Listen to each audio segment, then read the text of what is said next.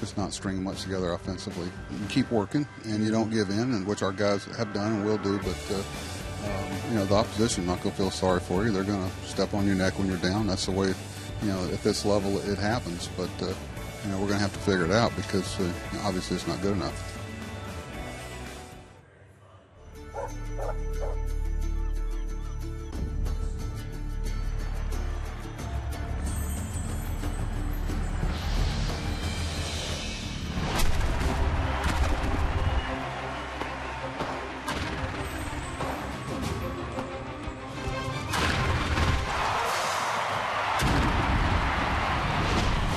It's the Orioles on Masson on a hot and sticky night in Arlington, Texas. It's the O's and Rangers middle game in this 3-game weekend series.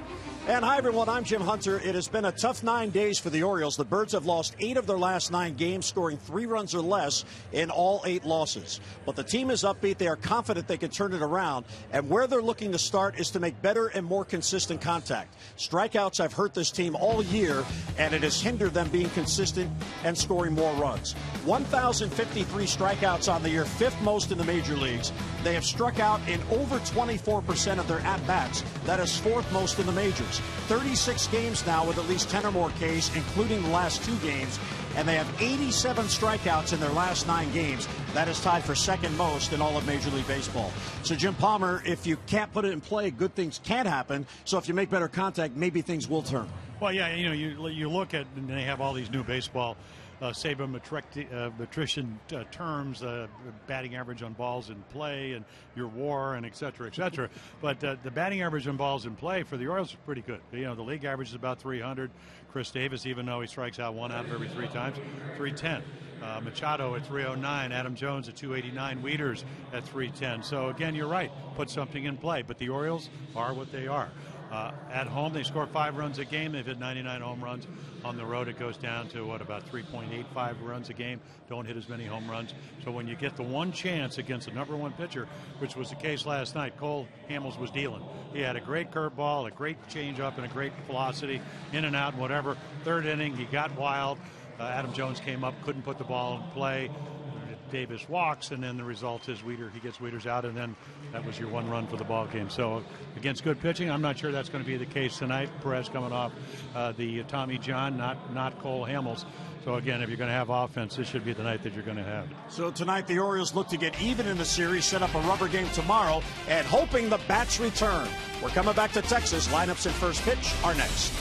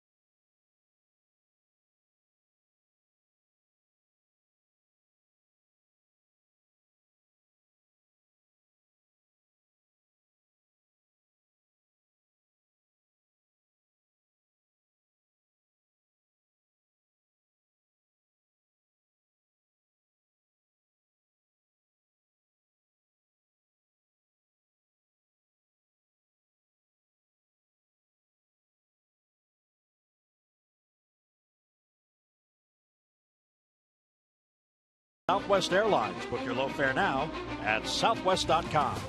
And by your local Mercedes dealership. Well, it is another warm night in Arlington, Texas. Late summer. And a nice crowd on hand, despite the fact the Dallas Cowboys are playing a preseason game right next door in their stadium. Dario Alvarez last night, his major league debut. And Jim, he fits right in with his team. Best defense in the major leagues, and last night it was on display. Yeah, it really was. And everybody talks about his arm. Saw it in spring training. Kind of hit 275, 16 home runs down at AAA Norfolk. So he comes in. It's nothing ball game. And look at this. Just a rocket to home plate on one hop. That's the way that Wayne Kirby, Orioles first base outfield coach, teaches it. And again, check this out. I think the fielder thinks he may have a home run, but doesn't hustle out of the box. And then what happens? The perfect throw by Adam Jones. So that's 38 and 39 assists. And then Giannis, he's in here because he can flat out pick it. Already he has saved the Orioles a lot of runs. And then Manny Machado, I don't know if there's anybody better as far as range at third base. So again, 4-1 loss last night could have been a lot worse. But at the end of the day, you can have all the defense in the world that helps you, but you've got to start scoring some runs. Let's get a look at our BGE home game time temperature on another warm night in Arlington, Texas. BGE Home is Baltimore's home team for heating, cooling, plumbing, and electrical. Why would you call anyone else? 90 degrees, so it's actually cooled off a little bit. Winds out of the south at 11, and that humidity at 41%. We have partly cloudy skies over downtown Arlington. So middle game of 3, let's get a look at the Orioles lineup, brought to you by Southwest. Book your low fare now at southwest.com. Machado, Parra, and Jones, with Chris Davis DHing in the cleanup spot. Steve Pearce will be at first base tonight, batting 5th. He has good career numbers against Texas. Then Scope, Joseph Alvarez, and Paul Janisch at shortstop, batting 9th. And Martin Perez, so the Tommy John, really about 15 months ago. So he comes back in a hurry. This will be his 8th start. They had backed him off. It'd be, I think, 8 or 9 days since he pitched in his last game. And, again, struggled early. Had some starts where he got knocked around, 8 runs against the Yankees. But again, a lot of people can happen. And then he's got progressively better in the month of August. So there are the numbers. High ERA. A lot of that came in July when he's rushed back to the big leagues. And look at that. The right-handed batter number, 336, which he gets lefties out. And the other thing is, this will be his 8th start. You have to throw a home run. And what do the Orioles do? Or at least what they hopefully do, especially on the road, where they've hit 66, 99 home runs at home. Try to get the ball out of the ballpark. Mike Maddox, as pitching coach, will keep a close eye. Rangers are very confident that they will be a factor, if not this year. And right now they're the number 2 wild card and still in it in the AL West, but definitely next year because of all the injuries they've had to their pitchers and those pitchers returning. Of course, the big prize, Yu Darvish, will be back next year. And now they have Cole Hamels. So here's Perez, and first ball swinging is Machado. And a ground ball to short. There's Andrews, and 1 pitch, 1 away in the Oriole first. Yeah, take a look at the defense. The Orioles with 53 errors. The Rangers with 93. So Venable, he comes over. Great play on Thursday. Helps save the win against Toronto. DeShields can go get him. Chu, very good arm out and right. Beltry, 4 gold gloves. Andrus, Alberto, Moreland, and then Bobby Wilson doing the catching. That brings up Gerardo Parra, who was given a night off last night, so he's back in there tonight. His combined numbers between Milwaukee and the Orioles, 14 home runs. Well, 5 in August. And the kind of guy, look, he can hit the ball the other way. If you get behind him, he'll look for pitches to pull. And of course, at Camden Yards, that plays well. When you look at the trends over the past 9 games with the Orioles, having lost 8 out of 9, it is difficult to find anybody on a real positive surge. Clevenger has the 5-game hitting streak. Right now, that's the longest. And he's on the bench because of a lefty on the mound. And the 0-2 is hit to right field. In on it is Chu, and it hangs up for him, and he makes a sliding grab. Yeah, not hit particularly hard. Sometimes it actually gives you an advantage. But great read. They got him, and they spent a lot of money, over $140 million, because he can do a lot of things to help you win. And we saw the home run last night, like a 3-1 fastball off of Kevin Gausman, and here tonight, again, it's pretty routine, but if you don't get a good jump, ball probably falls in front of you. Don't want to play it into a double. Orioles might have had a base runner. Adam Jones now 2 outs and nobody on. Adam at 280. He is 8 for 34 with just 2 RBIs in the past 9 games. And he will take strike 1. Yeah, the other thing is, you know, if you're going to, as you mentioned, see 3 lefties. You'll see Derek Holland tomorrow. Now, but Cole Hamels, if you ever wanted a #1 pitching performance, that's what they got last night. Whereas Andrews to his left, he gets Jones in a very easy 3-up, 3-down inning for Martin Perez. Those don't score. We head to the bottom of the first. Ubaldo going to work.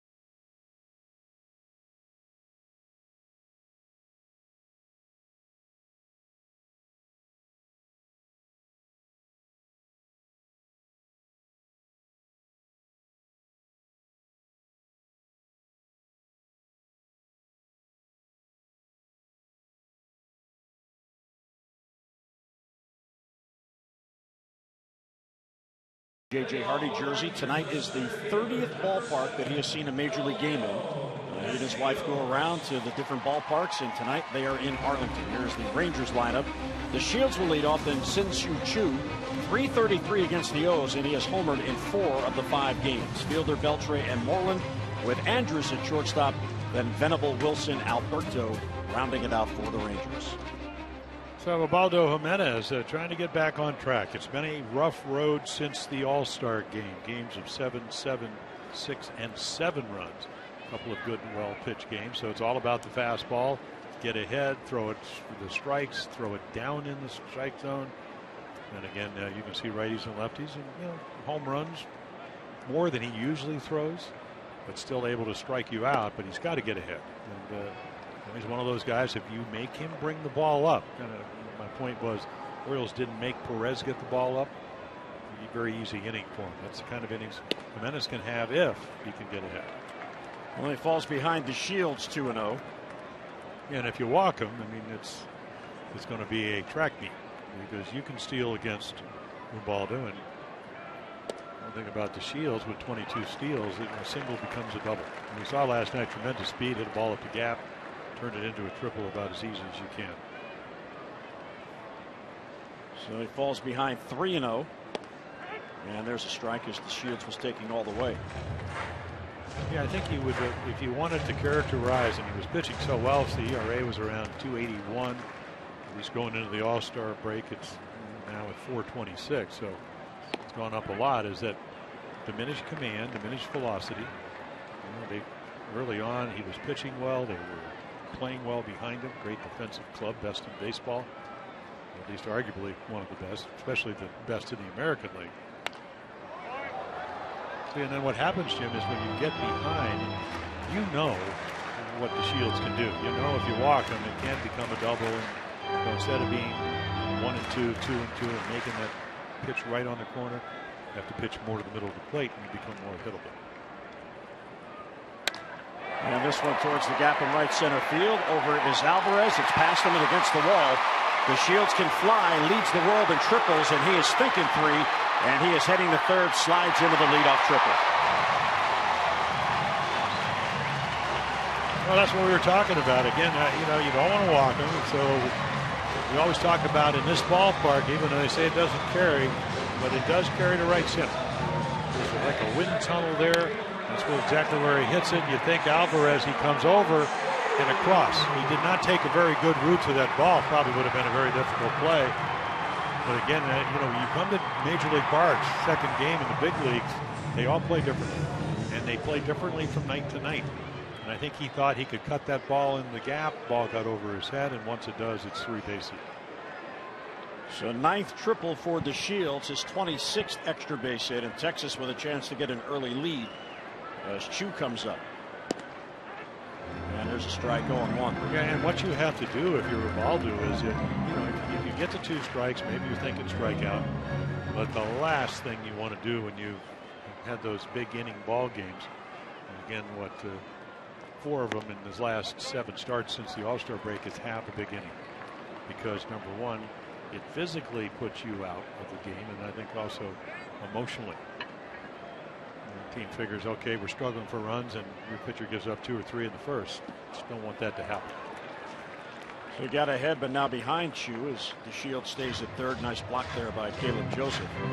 Well, Baldo in his loss Monday, he had the first game of the road trip, and he did not pitch well at all. 7 earned runs in 5 2/3. He allowed 10 base hits, including a 2-run home run to Mike Moustakas. He has not won a game since August the 8th. There's a bouncer to first. Pierce freezes the runner and then goes to the bag. Yeah, DeShields did not break on contact. Yeah, Tony Beasley. Well, I don't know if he wanted to go, but you would have thought that'd been a pretty easy ball to score on. And he's having a conversation with the third base coach, Tony Beasley. Well, again, right here, I mean, he just doesn't go. And again, you have to know where your infielders and outfielders are playing. And Pierce, he was about a step past the bag. So now all of a sudden, even though you have one of the best hitters in baseball, runners in scoring position coming up, Prince Fielder, you say, hey, maybe I can get out of this inning. Right back to Ubaldo, and they have DeShields in a rundown. Manny will fire to the plate, and Caleb Joseph tags him out. And again, there's the defense. Ubaldo quickly grabbed that ball. That time, DeShields broke on contact, and it cost him. Yeah, and what happens is he throws strike 1. Fielder's hitting .352, best of any of the Rangers. Again, he fields your position. Maybe a little bit of a quick throw, but again, you can see Manny Machado at third reads the play about as well as anybody, gets rid of it quickly, and you get the easy out at home. Well, one thing for Ubaldo, he's hoping the tonic to turn his season around will be Texas. He has fared well against the Rangers in his career. In fact, he's gone 4-2 in 8 starts, and pretty good ERA, Jim, 2.37. So he has had a lot of success against this team. Well, look at the last 4 starts. So again, I mean, it's not that Ubaldo cannot pitch well. It's just that he hasn't been doing the things he did early in the year. Struggled his first spring training start, changed his windup, maybe stay a little bit taller. He is about 6'5" as it is. Throw the ball downhill, get ahead. When you start getting away from those things, and then you look at the clubs he was playing, the Tigers, the Yankees. All of a sudden, you cannot pitch behind an account to those kind of teams. And then even Kansas City, we all know how tough it is to go into Kansas City and win. So how do you get better? You change those things. You become more aggressive early on. Didn't do it to DeShields, but he's done it to the last 2 hits. 1-1 on Beltre, the cleanup hitter. That ball is crushed to left center field. Long run out there for Adam Jones. Way out there, and he runs it down and makes the catch. Adam Jones gliding to it, and he runs it down. So Ubaldo had some loud balls hit against him, but Texas does not score. A leadoff triple, a man left. A Gold Glover running it down for the 3rd out.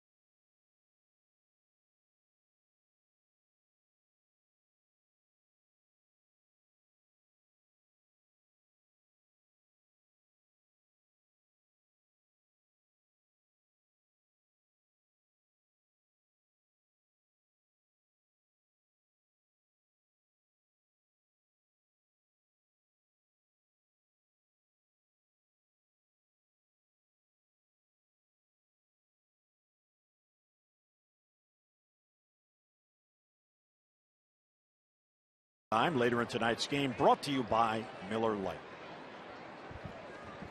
So Ubaldo Jimenez survives the first. Texas fails to score despite the leadoff triple. And here is Martin Perez, who retired the side in order on 6 pitches. 6 pitches, 6 strikes in the top of the first. Well, he compared to Hamels, and talking about the fact that Cole Hamels, they got him as their #1 starter. He pitched like it. And he was throwing 93 to 95. Perez going to throw a lot of strikes. As we mentioned, been able to keep the ball in the ballpark. There is Cole Hamels. Best performance of his brief career with Texas last night. Certainly looked healthy to me. 93 to 95, curveballs, changeup. Now Perez can do that. He just won't throw as hard. And again, I'm sure Scott Coolbaugh said, hey, make him bring the ball up. What happened in the first inning? They didn't do that. Davis swings through it 1 and 2. He's got a great changeup. He's got a nice little curveball slider.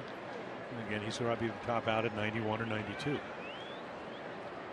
Coming back from the Tommy John surgery. He had that surgery May 19th of last year. And he's a location guy. Just a bit high. 2 and 2 on Chris. Chris, during this 9-game streak for the O's, is batting .161 with a home run and 3 RBIs. He is 5 for 31 in the last 9 games. Broken back ground ball, weakly hit past the mound. That's Andrews charging. And the shortstop gets it to first. And one away here in the second. Maryland Lottery's contestant of the game, Kimberly Atham of Westminster, has won $500 for being selected and will win $500 more for every Orioles home run hit tonight. Play baseball bucks scratch-offs and win up to $50,000 or enter non-winning tickets for a chance to be the contestant of the game. Visit mdlottery.com/baseball. Paul Janisch and Manny Machado now the left side of the infield, at least against left-handers. And Pierce takes a breaking ball for a strike.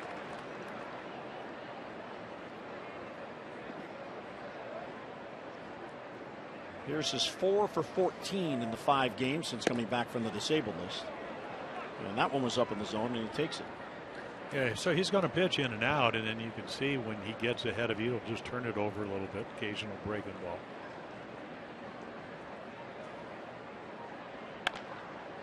Hard hit ball right to Beltre.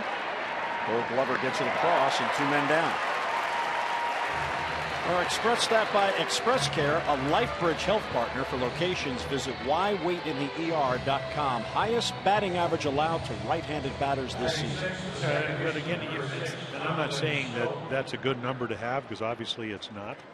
But if you're Martin Perez, you're saying, okay, I don't throw a lot of home runs. If I get the first guy out, been a lot of successful pitchers, maybe not at 336, that still can pitch well. And he's not going to try to be something other than what he is, which is, he's kind of a finesse guy. He's a finesse pitcher, and that's certainly not anything derogatory. It's just the ability to pitch in and out and change speeds and add a little bit. And again, if you're left-handed, I take my chances on ground balls to the Texas left side, because Beltre's a Gold Glover, as we mentioned, and Andrews can go get him. And that's how a lot of left-handers can make their living. 0-2 on Scope. And a weak ground ball hit the second base. There is Alberto, and he gets it to first. So back-to-back 3 up, 3 down innings. Martin Perez has 5 ground ball outs. Mid-second, no score.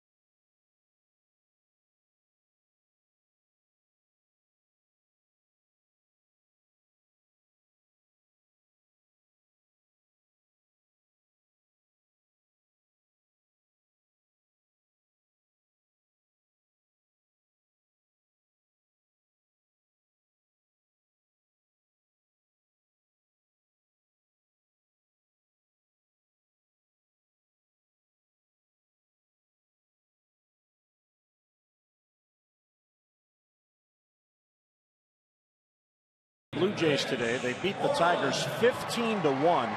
Edwin Encarnacion, who is scorching hot, hit 3 home runs, including a grand slam. And he tied the Blue Jays franchise record with 9 RBIs, 23 ribbies in his last 7 games, and 41 of his last 78 hits are extra base hits. And the Red Sox dealt the Mets a loss, 3-1. Kelly pitched well, 7 1/3 strong, and Mookie Betts stays hot, 2 for 5 with a home run and 2 runs scored. Yeah, the Red Sox have come out of nowhere. I mean, they're still 10 games, or actually 9 games under 500 with that win. And of course, Joe Kelly, the last time he pitched, that's 2 consecutive great starts for him, but they were talking, about 2.5 weeks ago. Here's a guy that may be better in the bullpen. He has made them change their mind. Mitch Moreland took strike 1. Wasn't Kelly the one who said he was going to win the Cy Young this year? No. I don't think so. If he did. Note to self, don't say that next year. No. That ball's pulled to right. That's going to get down for a base hit. Alvarez plays it on a hop. Yeah, that's 2 hanging breaking balls. The ball that Belfry waffled to deep left center field to Adam Jones. Was able to run down. It was a splitter that stayed up. Just seemed like a little bit of a curveball. And let's get a look at our American Standard. Who's hot and who's not? Yeah, so 1 for 18. We know Caleb's had a great month of August. And, of course, Elvis last night, not a lot to show for it, but really had a lot of good at-bats. And sometimes, I'm not saying that 1 for 18 is good, because it's certainly not. But sometimes it's not a true barometer of how you're swinging the bat. I mean, he's been playing well for him. Celebrate the season with the American Standard All-Star event. Visit MidAtlanticComfort.com for amazing rebate and financing opportunities. Nice play by Caleb Joseph. Yeah, it wasn't an easy play, Jim, because he was outside the 45-foot line. And a lot of runners will say, well, how do I hit the bag if I'm in it? But he was out in the grass. And Caleb able to get to it quickly. Will take the out, even though the runner gets into scoring position. Great angle right here. Now watch him come down. Look where he's running. So now right there, but he comes over, and then, boy, you really don't have any kind of avenue at all. And that's one of those plays, if he probably hit him in the back, umpire at home plate, David Rackley would have called him out. Maybe. But he didn't need to do that. So it serves as a bunt, and another runner in scoring position for Texas. Here's Will Venable. Shows bunt, and he'll take a strike.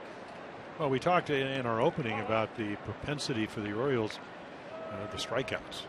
And, today that's not the case because Perez is not a strikeout guy. But again, just even having an infield roller gets a guy into scoring position here. If you strike out, Marlins still would be at first. So making contact can be huge. Well, our colleague Rick Dempsey always says nothing good happens after a walk. Nothing happens after a strikeout because the ball's not put in play. Nothing. Yeah, we're talking, I remember years ago when Pete Incaviglia played here and Bobby Valentine, and one of his many stops was managing the Rangers. He said nothing ever happens when he strikes out. Nobody runs, no advanced runners. Now, the other side of that coin is that Buck Showalter talked about it. Chris Davis strikes out, 1 out of every 3 times. Do you really want to take away the aggression? You might not have the 35 home runs or 92 RBIs. It's such a fine line. Venable fights it off to stay alive. I was listening to the Little League World Series today, and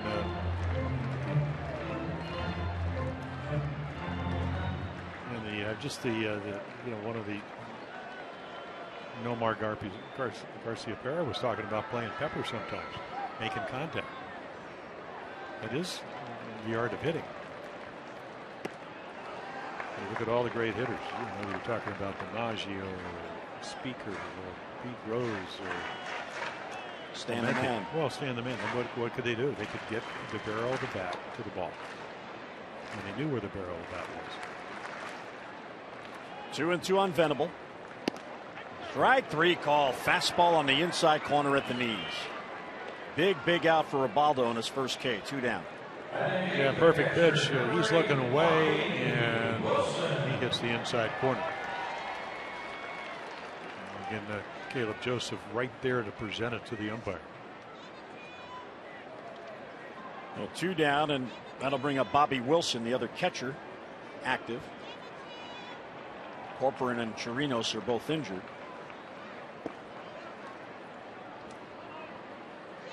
Well, they are entirely too deep in right field for Bobby Wilson. Alvarez should come in. I mean, he has been getting some hits, and they've been soft hits to right field.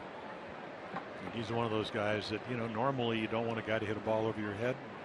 With him, you don't want one in front of you.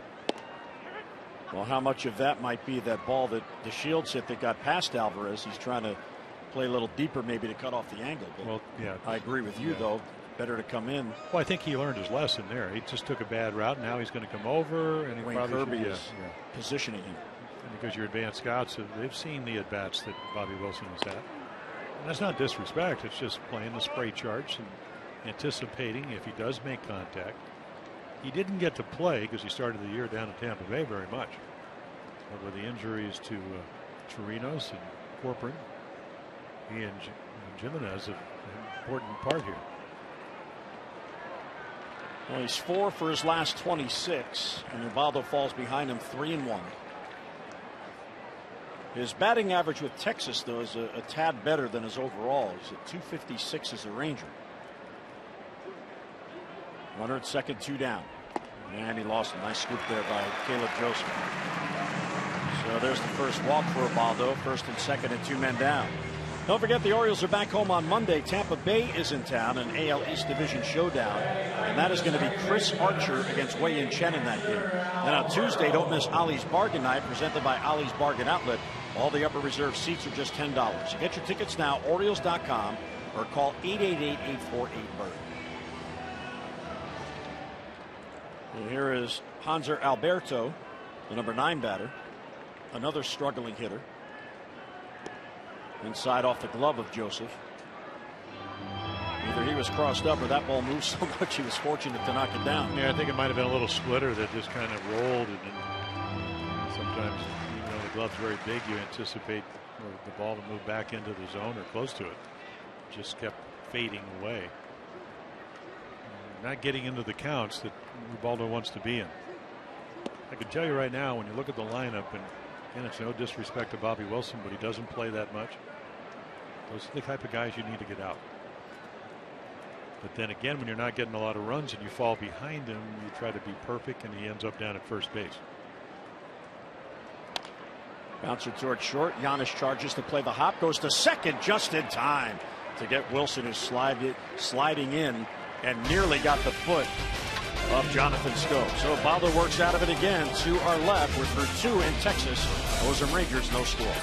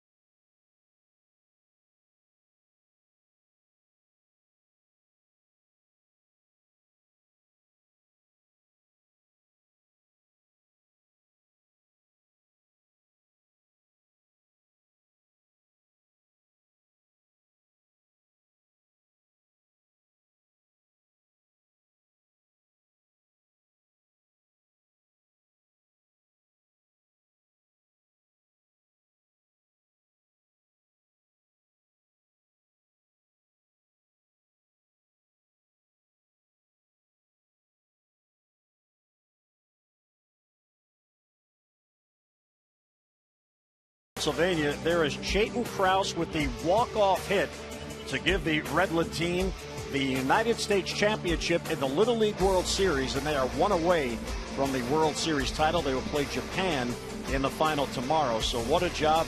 Buck Showalter and Manny Machado called the team yesterday. Manny talked to all the kids on the team, and the Orioles in the clubhouse before the game today were watching that game and cheering them on. So nice job by the Redland team of York County, Pennsylvania.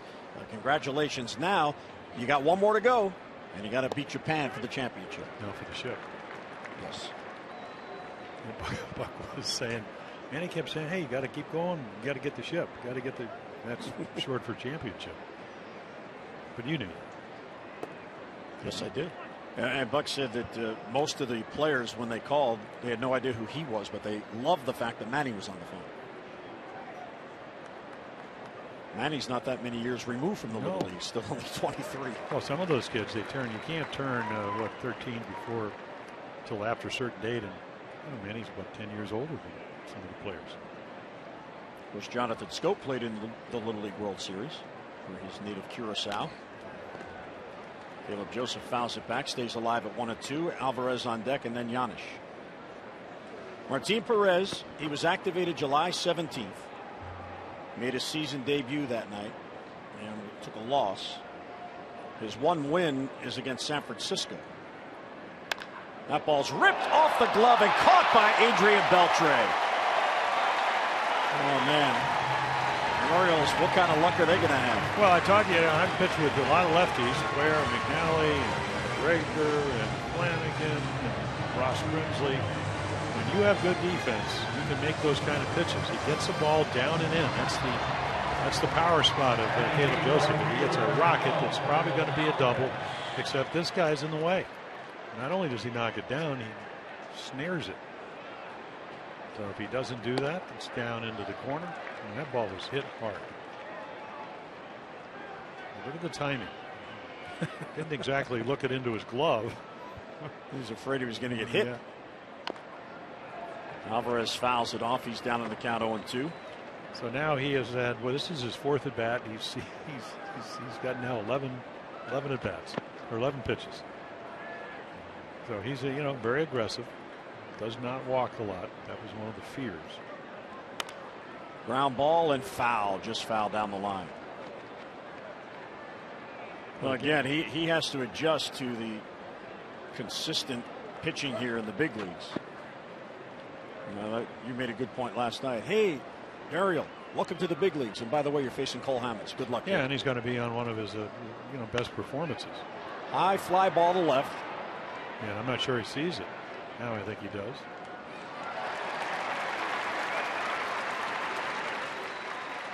Well, it's time now for you to tweet your strongest fan photo. Use the hashtag #OsCouchCam, and you just might see yourself in an upcoming broadcast brought to you by T-Mobile. So you're seeing, folks, how it's done. A couple of young Oriole fans with their dad. He's not striking anybody out, moving the ball around in the zone. Oh, there's 92. Probably where he's going to top out. Gets ahead. Not afraid to pitch to contact. Well, Paul Giannis has certainly made his presence felt since coming up from AAA. We heard about the glove. How about a 3-game hitting streak and 4 for 9 in those 3 games? Yeah, and who'd he did it off? I mean, that's Ventura. The first 2 hits, in fact, the only 2 hits the Orioles got against Giordano Ventura in Kansas City. Paul was able to get. Yeah, use it in the middle of the field. And his history is great glove, magician at shortstop. There's trouble with the breaking ball. Bounce foul down the line. Well, Giannis, you could tell he is just so happy to be here. He signed as a minor league free agent.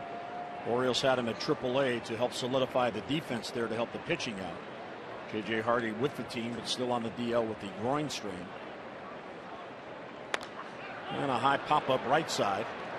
Out is Alberto. Here comes Chu. Alberto calls, but Chu calls him off, and he makes the catch. So 9 in a row retired by Martin Perez to begin the game. Mid-third at Texas, no score.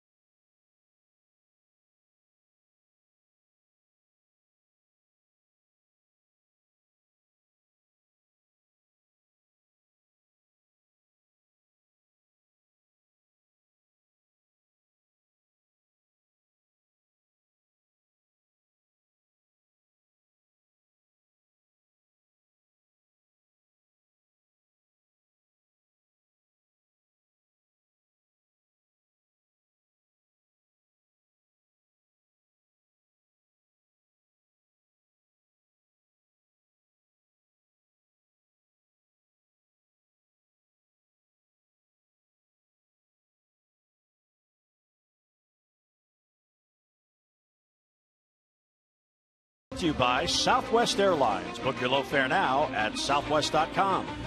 And by Coons.com. When you're talking cars, you're talking Coons. Warm night, but a nice night in Arlington, Texas. And a lot of Orioles fans here during BP. They were all congregated behind the Orioles dugout trying to get autographs and snap pictures, and a lot of the O's players were happy to accommodate. Ubaldo has already been in and out of 2 jams. Yeah, I got him, 0 for 5 already with runners in scoring position? You, of course, are the play-by-play guy. You might have the exact numbers. And there's a strike taken by DeShields. 0 for 4. They were 0 for 2 in the first inning, 0 for 2 last inning.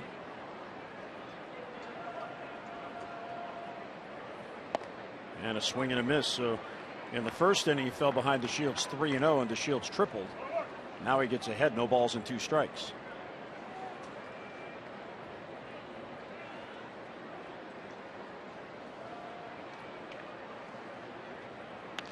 And he fouled back. Yeah, I don't think he misses too many fastballs. You can see from that cut. They were very fortunate to, again, if you're going to go get a Rule 5 guy, what can he do? What kind of skills does he bring to the table? Which DeShields stole over 80 bases in the minor leagues, in the low minors. It's pretty amazing that the Astros would leave him unprotected. I mean, they're building with all those young guys that they drafted and developed, and here's one that they did, but they let him go. Yeah, but he was before Jeff Luna. I mean, he was a year before, 8th guy picked in 2010, so he might not have been a member of the club, maybe more expendable. You know, last year 236 because he got beamed, but did hit 11 home runs. He obviously combined. I mean, he had a kind of an off year. He only stole 54 bases last year, so he's a speedster, and he can play the infield too. Chop to third. Manny gloves and fires and safe at first base. And there's the speed aspect. Well, and the other factor of it is, Jim, that's a pretty routine play. Tell Manny can't get it out of his glove. And if you don't run the ball out, number one, you may not be playing, and number two, it's certainly not a base hit. So DeShields is 2 for 2, and now you have the stolen base possibility. That's a routine play, except Manny just can't make the exchange. And again, the speed factor does come in. I think he's out, to be quite honest. And Buck Showalter is awaiting word to see if they would like this challenged. Yeah, no, apparently not. He's not going to challenge. It's a big play. But again, what is routine is not routine if you hustle. The late Don Zimmer, the play for Zim, as he came through the Dodger organization. Yeah, that late lunge, it looked like Pierce may have had the ball.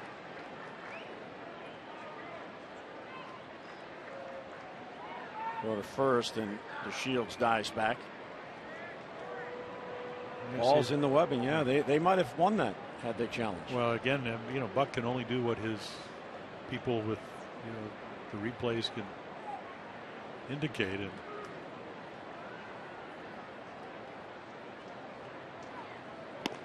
And there's a strike to Shu. Now, this is a tough matchup for Ubaldo. DeShields has 22 steals, and opposing base runners have 18 stolen bases against Ubaldo, and the Orioles have caught only 3. So 18 of 21. Oh, he's tall and he's deliberate. Now, of course, you know, the mere fact, and he scored that a base hit. But I mean, that's just a routine ground ball that Manny couldn't get out of his glove. Either way, he ends up at first, and that changes the whole inning. You know, they're looking for something to ignite the offense, and the Orioles gave it to him. One of those rare defensive miscues. Change up, and he swings through it. Yeah, he kind of hung it just out of the strike zone. Sometimes you get away with those pitches. But what it does do, and we talked about it last night, he walks a lot, 52 walks, but he also strikes out a lot. You know what he wants to do? We saw him do it last night. One of his 2 RBIs along with the home run was to try to hook a ball into right field. And he just got a piece. Now with 2 strikes on Chu, the Orioles change their shift. And with Hardy not in there, Manny is instructing Giannis where to go. I think they're trying to talk. Yeah, they're talking about who's going to cover if there is a ground ball hit to That's one of the things Paul Giannis kind of new to the system. Shields is leaning at first. Another throw, and he has to dive back in. Well, that's what you like to see with a number 2 hitter. Spray it around. Well, the other thing is he can pull the ball. If you're right-handed, you want a guy that can shoot the ball in the right field. And you want a number 2 guy that's patient and will look at some pitches in case you do want to steal. Because the more pitches you throw to Chu, the more chances the Shields has a chance to steal the base. So that infield hit, or whatever you want to call it, becomes a double, or at least a possible double, because of the stolen base aspect. And in the dirt, so from 0-2 to an even count. And he had hardly any lead at all there.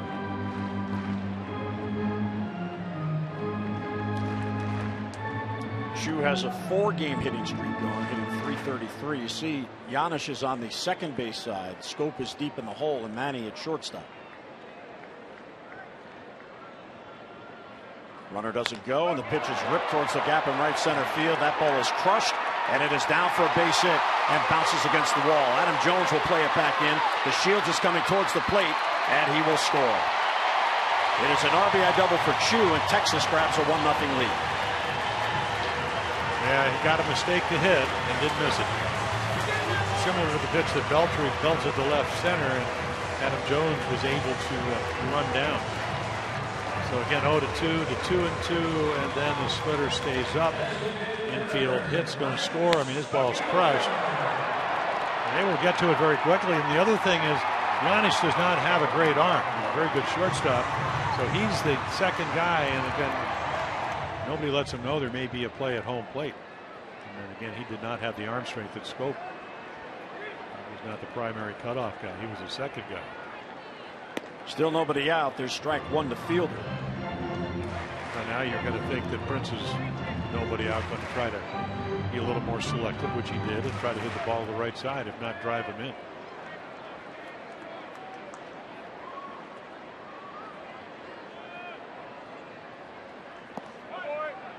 Well, Ubaldo has allowed the leadoff man to reach in all 3 innings.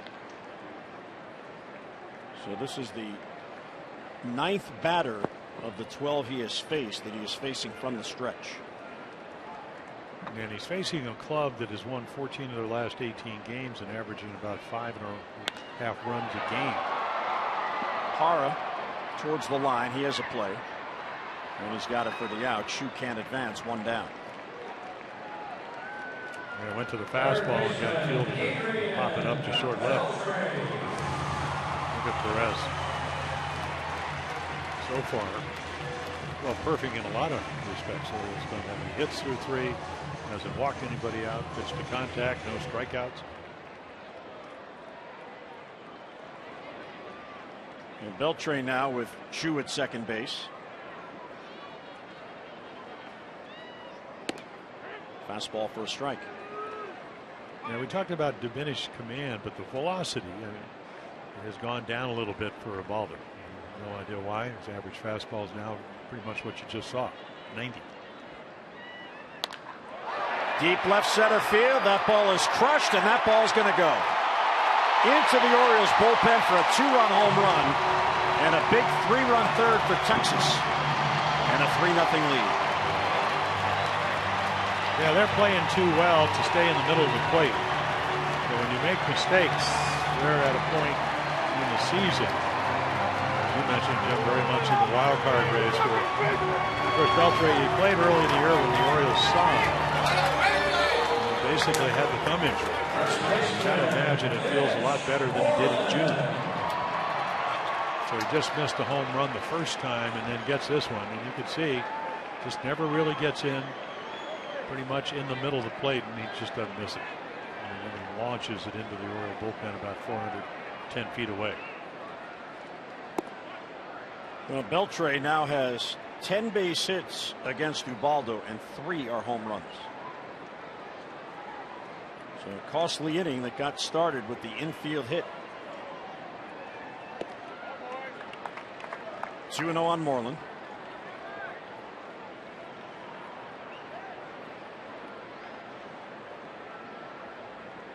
Ubaldo's last win, August 8th in Anaheim, he went 8 shutout innings in that game. And that is the last outing for Ubaldo that he went at least 6 innings. In his last 3 starts, he's got 5 2/3, 5 2/3, and 6 innings. Yeah, then you check out the pitch counts, and that's where the 5, 5, and 5 2/3. The diminished command. Again, he's throwing too many balls. The quality of the strikes he does throw is not what he wants. And at this level, especially a team that is swinging the bat well, they've lost at the mountain.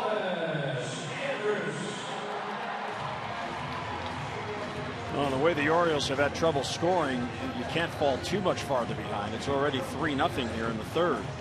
And that is, of course, when you're pitching, it's a lot easier to pitch when you get runs. Most people would acknowledge that. But you really can't change the way you pitch, whether you get them or not. Now, does it cause more pressure? I don't know. I mean, you still go out and try to do the same things. You may not win as many games. Wayne Chen is a perfect example of that.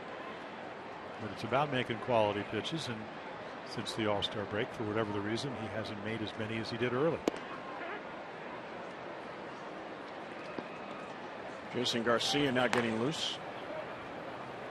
See, the Rangers are kind of getting what they want. I mean, they would love to be able to get to the underbelly of your bullpen, which is the Rule 5 Garcia. This could be 2. Giannis to Scope, back to first. There's a double play to end the inning, but not before the damage done. 3 hits, RBI double by Chu, 2-run home run by Beltre. We head to the 4th, 3-0 Texas.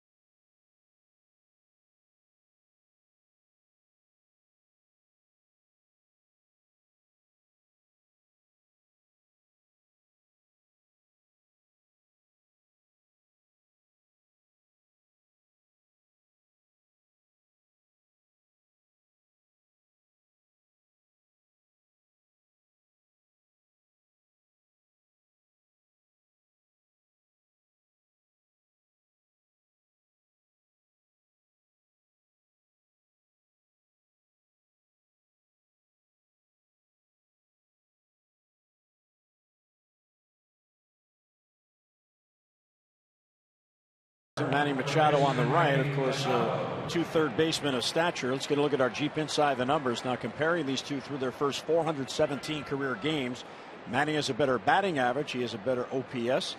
He has hit more home runs. 3 more RBIs for Beltre, but 228 runs scored for Manny Machado. So he is stacking up very nicely with a player many believe Beltre has a shot to go to the Hall of Fame. Yeah, the numbers, with over, 407 home runs. Seems like every month he does something, and most games ever played by a Dominican. So again, he's on the right track. He was a little bit of a late bloomer, and it took him about 3-4 years with the Dodgers, and they had the big year, then went to Seattle as a free agent. Well, he was in the big leagues at 19 years old. So, but it took him a while to really kind of assert himself, and then it seemed like he became a much better hitter when he was up in Boston for that 1 year, and then came back down here to Texas. 2-1 as Manny looks over 3 pitches. First inning leading off the game, he swung at the first pitch and grounded out. 9 in a row retired by Martin to begin this game. 5 by ground out. Lined and right at the second baseman. Okay, now that's bad luck, and again you've had a quality bat by Joseph, but again, the 3-run cushion allows you to relax if you're Martin Perez. You hope that if you have these kind of at bats, if you're the Orioles, You know, you will find some holes, but that's right at the second baseman. He doesn't have a choice.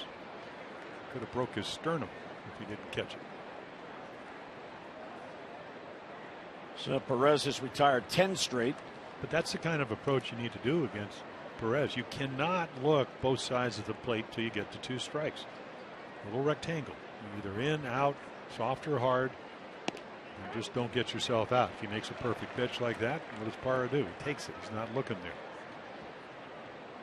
But I think when you struggle, Jim, and the Orioles certainly are in that category offensively, you try to do too much. Pitching's no different. Boy, I got to be perfect. Ball 1. Oh, I got to make a great pitch. Ball 2. Now I got to throw a strike. No, home run, double. Good changeup there, and he swung through it 1-2 on Gerardo. Well, he comes out of Venezuela, and Johan Santana, I guess that was won a couple of Cy Youngs. That was his idol growing up. Why not? And he pitches a little bit like him. Doesn't throw as hard, but does have a good changeup. He just has an idea of how to pitch. And again, if that means you're a finesse guy or you're crafty, he's in that category. But there's a feel to pitching, and he really hasn't pitched that much at the major league level before the Tommy John, but it looks like he has a pretty good sense of what it takes to stay out of the middle of the plate. 2-2 is swung on and missed. And he disguised it. Again, just imagine you're 24 years old. You got to see Hamels pitch about as well as you could pitch last night. And this is one of the things he was able to do. Changeup. 84. Try to stay back. Again, the arm speed. The same arm speed that your fastball, but the ball doesn't get there. And that's upsets the timing of hitters. Here's Adam Jones, who grounded out to short his first at bat. This might be a spot for a bunt. And he takes down and in. Try to get Martin Perez out of this groove he's in. Yeah, well, Beltre's back enough where that's one thing Adam can do and will do. He does work on it each day in batting practice. He actually took a couple of swings left-handed today. I was there. I saw that. And he hit the ball very well. He went to the opposite field. Towards the middle. Past Andrews and into center field. And the Orioles have their first base runner. Adam with a huge turnaround first and then scampers back. And unfortunately, as he dove back in, the ball got away from Alberto. He may have been able to advance, but he's on with 2 down. Yeah, this is such a big outfield that if a ball does go, even though this ball's hit hard, if it goes by an infielder, if you run hard, and we're going to see him do it, Elvis can't get to it, skids to a stop. Haven't had the glove, but again, the ball was hit pretty hard. It is a potential extra base hit. And again, the sensibilities of a good base run. Down by 3, not getting thrown out with 2 outs at second base. So the O's first hit. And here is Chris Davis, who grounded out his first at bat. Long ball here. The O's are right back in it. Ooh, nearly hit him. 1-0. Well, the Orioles can do what Adrian Beltre did for the Rangers, and that's hit one out of the ballpark. Key is to try to do that without trying to do it, if you know what I mean. And there's a changeup. And the ability, as Hamels did last night, you think you're going to get a fastball. And again, if you could recognize it, Jim, you wouldn't be swinging at it.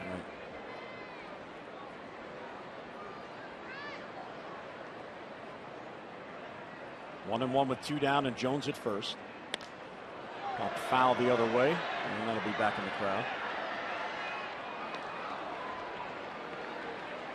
Well, Chris, in the past 9 games, as the Orioles have gone 1-8, he has batted just .161, a home run, and 3 RBIs, and 16 of the 31 at-bats he struck out. And that tends to happen to Chris. He has those stretches where he will strike out a lot, and then he cuts them down, and the batting average starts climbing. Yeah, I just kind of watch his hands, and he gets in. Sometimes the hands will be a little bit lower, and they'll go from there into the hitting zone. Now he's a little bit higher. For him, obviously, it's comfortable, but look how high they are, and they'll drop. And when they drop, sometimes you loop the bat. And he gets him on an off-speed pitch, swinging strikeout, 2 in the inning, a 2-out hit, 1 left. Bottom of the fourth coming up, 3-0 Texas.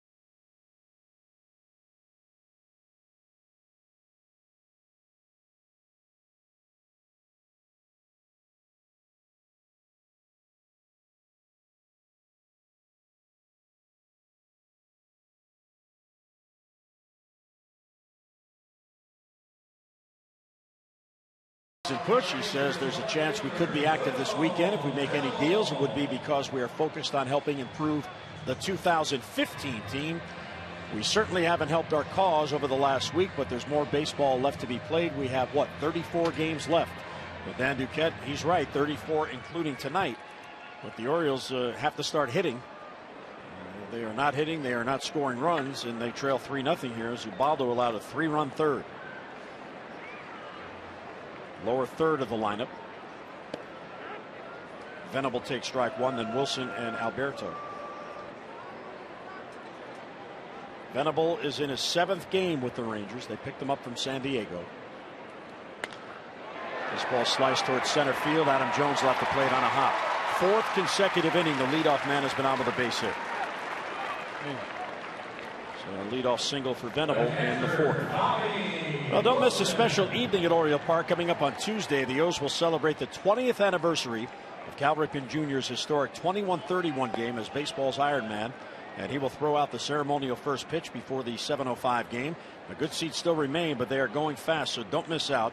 Get online, visit Orioles.com/2131, and you could bid on the official Orioles Maryland license plates, number 2130 and 2131, with the proceeds benefiting the Orioles Charitable Foundation.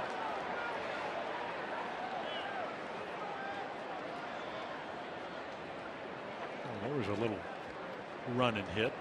Bobby Wilson with a check swing. Well, the one thing about the Rangers, nobody will ever accuse John Daniels of sitting without making any moves. They get Hamels, they get Sam Dyson, they get Dirkman in the Hamels deal. They go out and get Will Venable. They go get Bobby Wilson. They get Jimenez. They made all these guys, and again, a lot of injuries, as you talked about. Pitching staff, Well, they Jimenez went out and got Josh Hamilton, and he's been injured. Jimenez was one of their what-if guys. He was at AAA waiting for a chance, and he got the chance with injuries to the 2 catchers who were here. And we talked about it last night. Will Venable, 11 out of 12 steals. That's a big guy.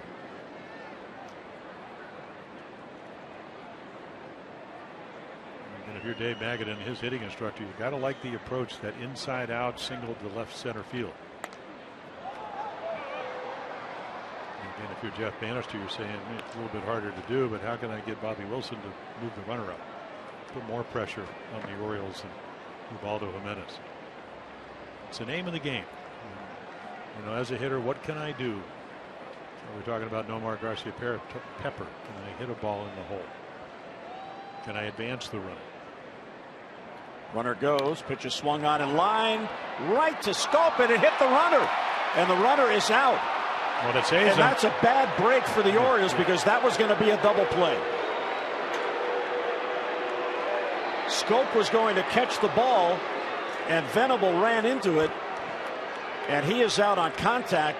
The umpire at second base, Paul Schreiber, saying the foot was not yet on the base. It's almost like, I'm sure Buck Showalter's saying the other side of the coin is, did he interfere? It didn't look like he did, even though he did take a look. And again, if he gets hit with him on the bag, does that change the ruling? Maybe that's what Jeff Banister's talking about. But you're right, that's an easy double play. All Scope has to do is catch it in the air and throw to first base. And here comes Buck Showalter's probably going to say, did he interfere? Because it was a sure double play. I'm not sure that you can do that. And he's going to the first base umpire, who had a real good angle looking down the baseline. Yeah, because this is routine double play. Yeah, you catch it, you throw it to first, you get two. Man, that's a very bad break for the Orioles. I mean, but those things happen, and again, it was a good pitch. You see Wilson makes contact. That's where you get unlucky. Right in the back of the left lap. And how about this? Because of that, because of the runner going, and because of the ball hitting him, Wilson will get a base hit. Right. Because when a ball hits a runner, the hitter is not penalized. And then good news is that Wilson can't run as well as Venable. So we'll look for some silver lining on this play. I don't blame Buck for being upset. I mean, it's been a tough stretch for the Orioles, and they finally have something about to go their way. But you said, Jim, this isn't really Venable's fault. He was just trying to get to second base.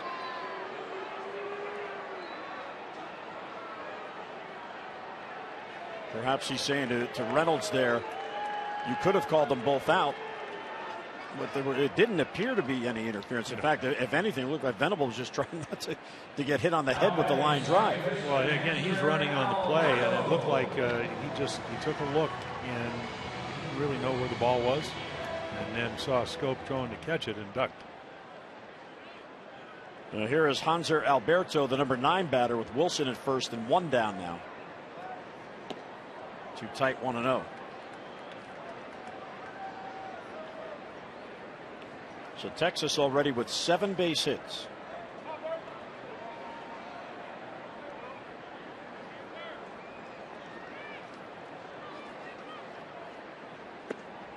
And that's upstairs, 2-0. And here's the number 9 batter, who came in 10 for his last 57. These are the hitters you have to attack. But again, he's one of those guys that hasn't played a whole lot. Odor goes down with the fingernail problem, and good swing there.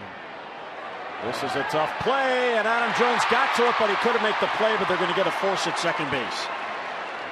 Alert from Gerardo Parra there. Adam had a long way to come. He got there, but he couldn't glove it. Yeah, kind of the Bermuda Triangle, and then Parra does jump on it. And, of course, Bobby Wilson, he goes halfway, and he's going, I'm not going to get doubled up. Because if Parra did catch this, his momentum would be going to first base. Turns out he just picks it up. He gets a force play. Adam runs by it. The good thing is he didn't kick it. Reaches out with his glove hand and then almost got it with his right foot. Heads up play. So that'll be a fielder's choice, and Wilson is out 7-4 at second base. 2 down, and here's the Shields, already his 3rd at bat in this game. Knocked down, runner going towards second. Caleb throws, and he is out at second base. What a throw from Caleb Joseph. As Alberto went as soon as he saw the ball hit the ground, and he is gunned down by Caleb. So 2 hits in the inning. And down at second base, there's Alberto. He's tagged out for the final out.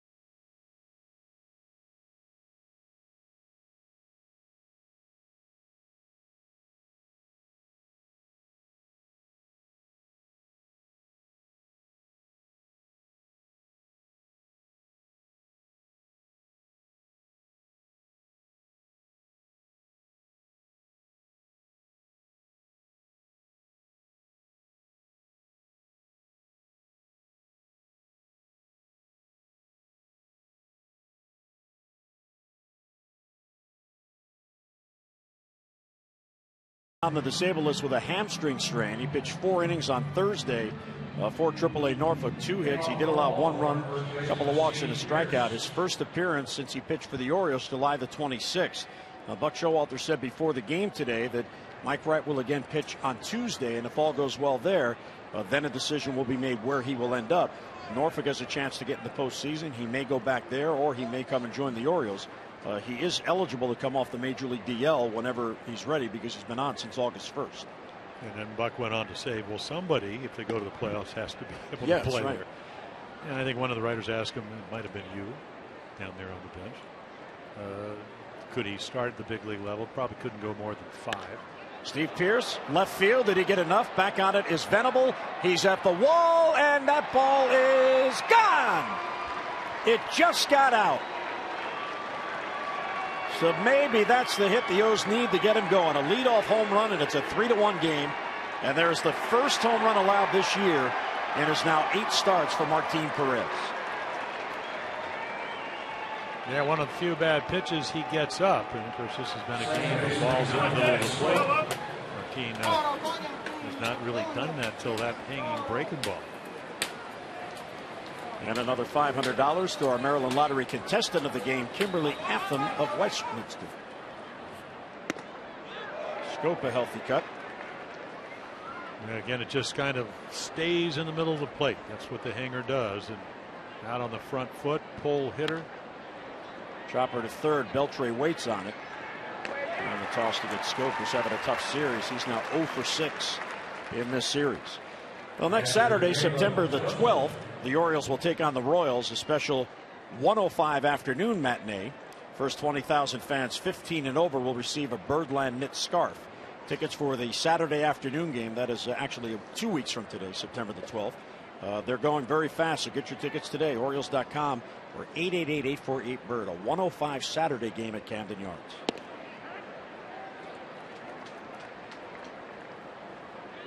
And here is Caleb, who was robbed self-defense by Beltre's first at-bat. A vicious line drive that Beltre had pop in and out of his glove, and he caught it with his bare hand. A couple balls this time right on the inside corner. Well, Caleb, a lot of home runs. I mean, 11 home runs. One of the better hitters, 371 with runners in scoring position, but never really had a problem in the minor leagues hitting home runs. And he showed his power here. Prefers it down and in. There's a line drive base hit left center field. Second hit in the inning. Over to cut it off is DeShields. Caleb with a big turn will hold with a 1-out single. So the Orioles bats coming alive here in the 5th inning. Well, being social with Masson has its rewards. Join Masson and Chris Davis for an autograph signing at Dempsey's this Monday. Now, this exclusive event is open to @Masson Orioles followers only. Be sure to follow @Masson Orioles on Twitter to be eligible for an autograph and for additional event details.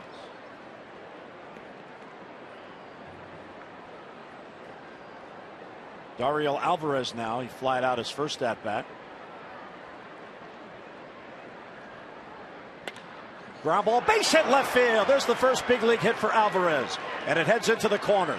Heading to third is Joseph. He'll be held there, and on at second with a double is Dariel Alvarez in his first big league hit. Yeah, it's almost like Perez has gotten away from the fastball. Go back and you look. I mean, curveball to Pierce, home run. He'll get that first double, first base hit, as you mentioned, Jim.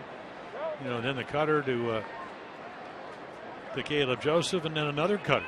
He just this time he hits it hard enough to get it by Beltre into the corner. Venable will run it down, so you only get the second and third, and Mike Maddox out to have a little conversation. Now the relay throw came in from Venable to Elvis Andrus, and Adam Jones was on the end of the bench screaming out to the field to get it, and Andrus, knowing full well that was the first hit for Alvarez, pretended he was about to throw it in the stands, and instead he flipped it to Adam Jones, who gave the ball to Chris Tillman for safekeeping. So Adam at the end of the bench got that memento for Dariel Alvarez, first big league hit, and he represents the tying run at second base. Yeah, in at first base. So again, the ground ball to right to first base will not probably score a run. And any ball to up the middle, get it in the air. Of course, you know what Perez is going to try to do. Try to get ahead and get the pop up or the strikeout. But the infield back. I don't want to give up the 2 runs. Fly ball right field. Tagging at third will be Joseph. Chu has a good arm. Here comes Joseph. Here comes the throw of Chu. And it is off the plate.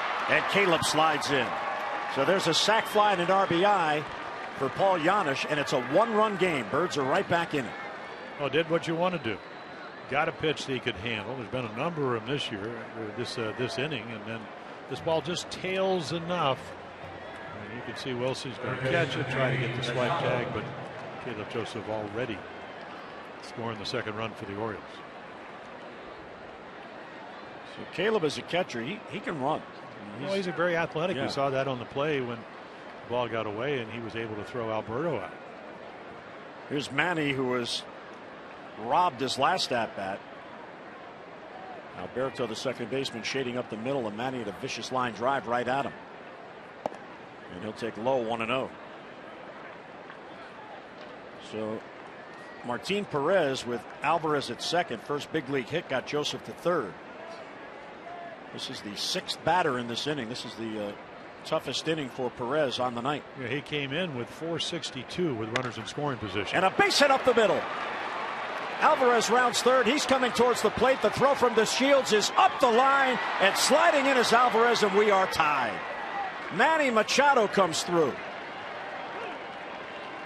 And a 3-run inning for the O's. Yeah, we talked about the 462. Well, that number just went up.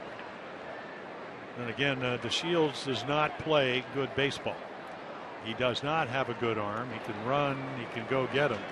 Take a look. I mean, great picture right here. Rocket back up the middle. Alvarez getting a good secondary lead. Kind of a balloon throw. And when you miss the cutoff, you have a chance to maybe take the lead here. And one of those emotional plays by a young player. Pick the ball up, hit the cutoff man. Probably not going to throw him out with 2 outs. So the Orioles not only get the run, they get a runner with Parra coming up that gives them a chance to take the lead. Orioles had 1 hit through the first 4 innings, and they have 4 hits and 3 runs in this inning. And here's Parra. And a foul off the shin guard of Bobby Wilson. So back even as the O's rally for a 3-run inning after Texas had 3 in the bottom of the 3rd. Well, you come off Tommy John, and as you mentioned, his 8th start at the big league level. 1, 2, 3, 4, 5, 6, 7 of them down in the minor leagues, only 25 innings. So I would imagine they gave him the extra, 8 days between starts, trying to. Yeah.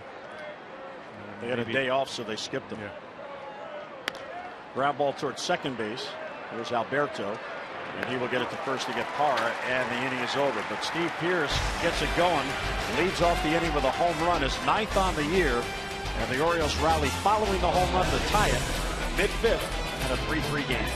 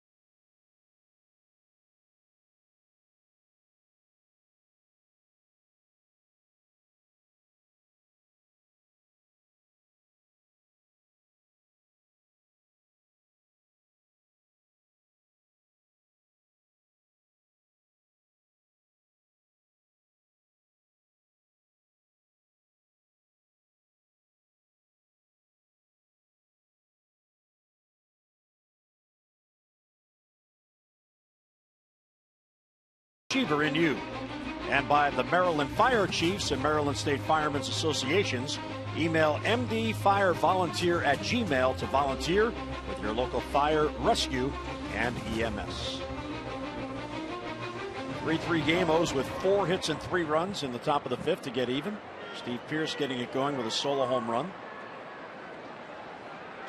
So we go to the bottom of the 5th now. Will Ubaldo have a clean inning? He has not yet had one tonight. The shield shows bunt takes a strike. The lino was up when Alberto was gunned down at second base by Joseph, trying to advance on a pitch in the dirt. Yeah, it was a proper play. Ball went in the dirt, got away from Caleb, bounced a breaking ball, and he just pounced on it and threw him out. Well, how about getting on base 11 out of your last 13 times? Molina to Shields. 5 for 5 on Thursday, and then last night a couple of times, and then obviously the game before, and then 2 for 2 tonight. Triple single. Doesn't chase the splitter on 0-2. Ubaldo has struck out 1. He has walked 2. He's allowed leadoff hits in each of the first 4 innings. Now 2-2. Yeah, trying to get his rhythm, and just comes out of his windup. I always look at where your head goes. He has a lot of stuff going on in his windup. Everybody's always talked about that. Fly ball to center field, playable for Adam Jones. And he puts it away, and for the first time tonight, the leadoff man retired by Ubaldo. Well, it's all about consistency, and here's the Orioles season, Jim, month by month, with the runs per game and the ERA. This month they are 3-6 in 1-run games, and they're only in the month now they're 11-15. Yeah, again, the only winning month was the month of June, and you could look at the disparity between the amount of runs that you scored and you gave up. So obviously 18 wins, a lot of runs in April, pitching not where they wanted. Not a lot of runs this month, and pitching not where they wanted. There's Chu, who doubled the drive in a run. That was the first run of the rally, and waves at that pitch. And really, I look at, Buck Showalter talking before the game said, I still think the team has a run in it. Well, they're not going to run anywhere unless their starters start pitching better. The bullpen's been terrific. Yeah, you got to score runs. But again, if you keep them close, it makes it easier to be able to muster some offense. We know they're a home run hitting ball club, but starting pitching really dictates the direction and the pace of the game. These guys have proved that they can pitch better than they have. And to get back in the race to be a wild card team, they're going to have to pitch better. Well, they're going to have to go on a run. I mean, they come into this game 2 games below 500. So first things first, get back to 500 and then try to continue that surge. I asked Buck before the game if, because for the most part this is a veteran team with proven track records at the plate. And inside 2-2 after going 0-2, if it's reasonable to expect that they can get on a tear offensively and go on a run. He said, well, potentially, but you don't play the game on paper, and just because they have track records doesn't mean that will surface in September. Right 3 call, fastball, must have been thinking splitter. So Chu down on strikes and 2 away. Yeah, you strike out a lot. A lot of times you will look for pitches, and if you don't get them, figure, okay, it's 90. It's not overpowering. It's just he's looking maybe off speed or maybe inside half. That's what the home run he hit last night. And then again, the ball just outside corner. Prince Fielder rips it down the line, and it hooks back foul. Loud strike. Fielder is 0 for 2. He bounced into a fielder's choice with the Shields at 30, a comebacker. And Ubaldo got the Shields in a rundown, and they got him out. There's a slow roller towards second base. Scope tells Ubaldo, get out of the way, I got it. It's Fielder running. And he gets Prince at first. So Ubaldo has his first 3 up, 3 down inning, and he has a shutdown inning after his team got him back in the game. So Texas goes in order. We'll head to the 6th. Brand new game, tied at 3.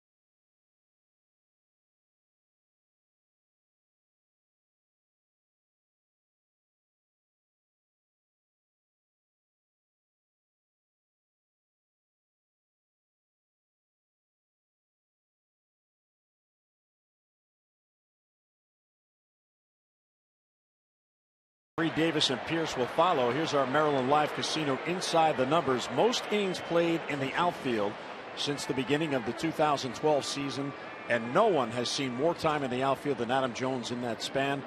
Andrew McCutchen of the Pirates right behind him, then Jay Bruce, Mike Trout, and Justin Upton. So Adam is a gamer. He posts, and he has played more innings in the outfield since the beginning of the 2012 season than any other big league outfield. Yeah, and how about, well, of course, Trout and McCutchen, who was the MVP in the National League. They played at such a high level. First ball swinging, easy fly ball to Chew. He puts it away, so one pitch, one away. Yeah, it's kind of easy to put those names in the lineup if you're a manager, because you know what you're going to get. They know what they need. They know the process. Of course, Trout, the youngest of that group. From Millville, New Jersey. 113 miles of Camden Yards. So their press release said. Here's Chris Davis. He'll take down and in.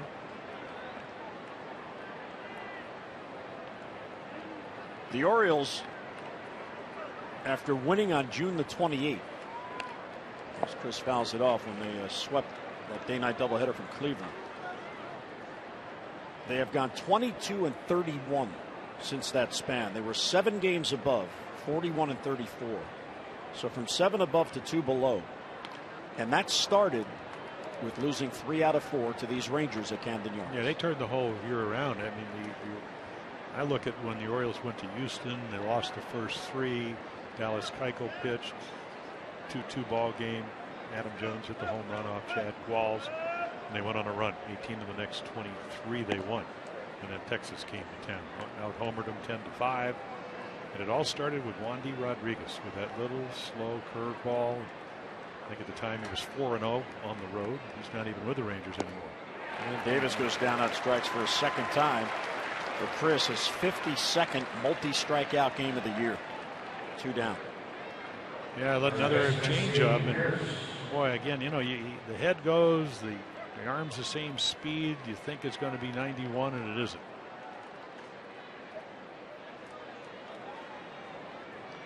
Strikeout number 3 for Perez. And here is Pierce. Yeah, so both of these pitchers making some adjustments.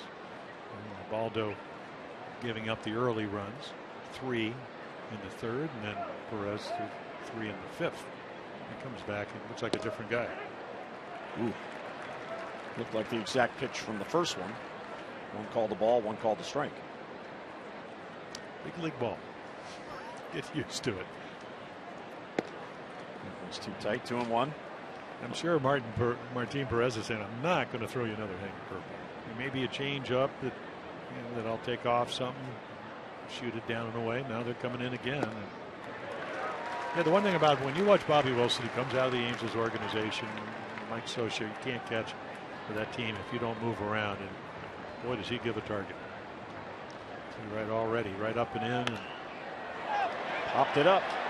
Wilson hoping for a play near the on-deck circle, and he'll run out of room. It's about 6 rows back. I was watching the game against Toronto, and they lost the first 2, talking about the Rangers. And then Gallardo was 4-0 in August pitched, and Wilson did the catching. You had 2 pitchers. You had Marco Estrada, not overpowering. Gallardo throws a little bit harder. But both of them really making their pitches. It turned out to be a 4-1 win for the Rangers.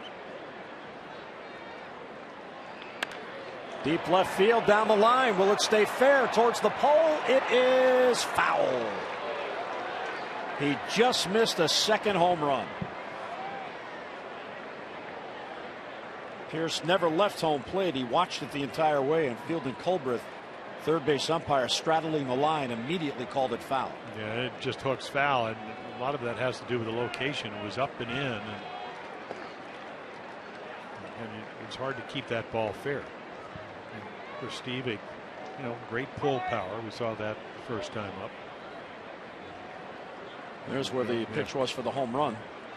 Center cut. A little breaking ball that just stayed up. Chopper to third. Beltre waits on the hop, and with that strong arm, guns at the first. So a 3-up, 3-down inning for Martin Perez. Mid-6th, good one here in Arlington. O's and Rangers tied at 3.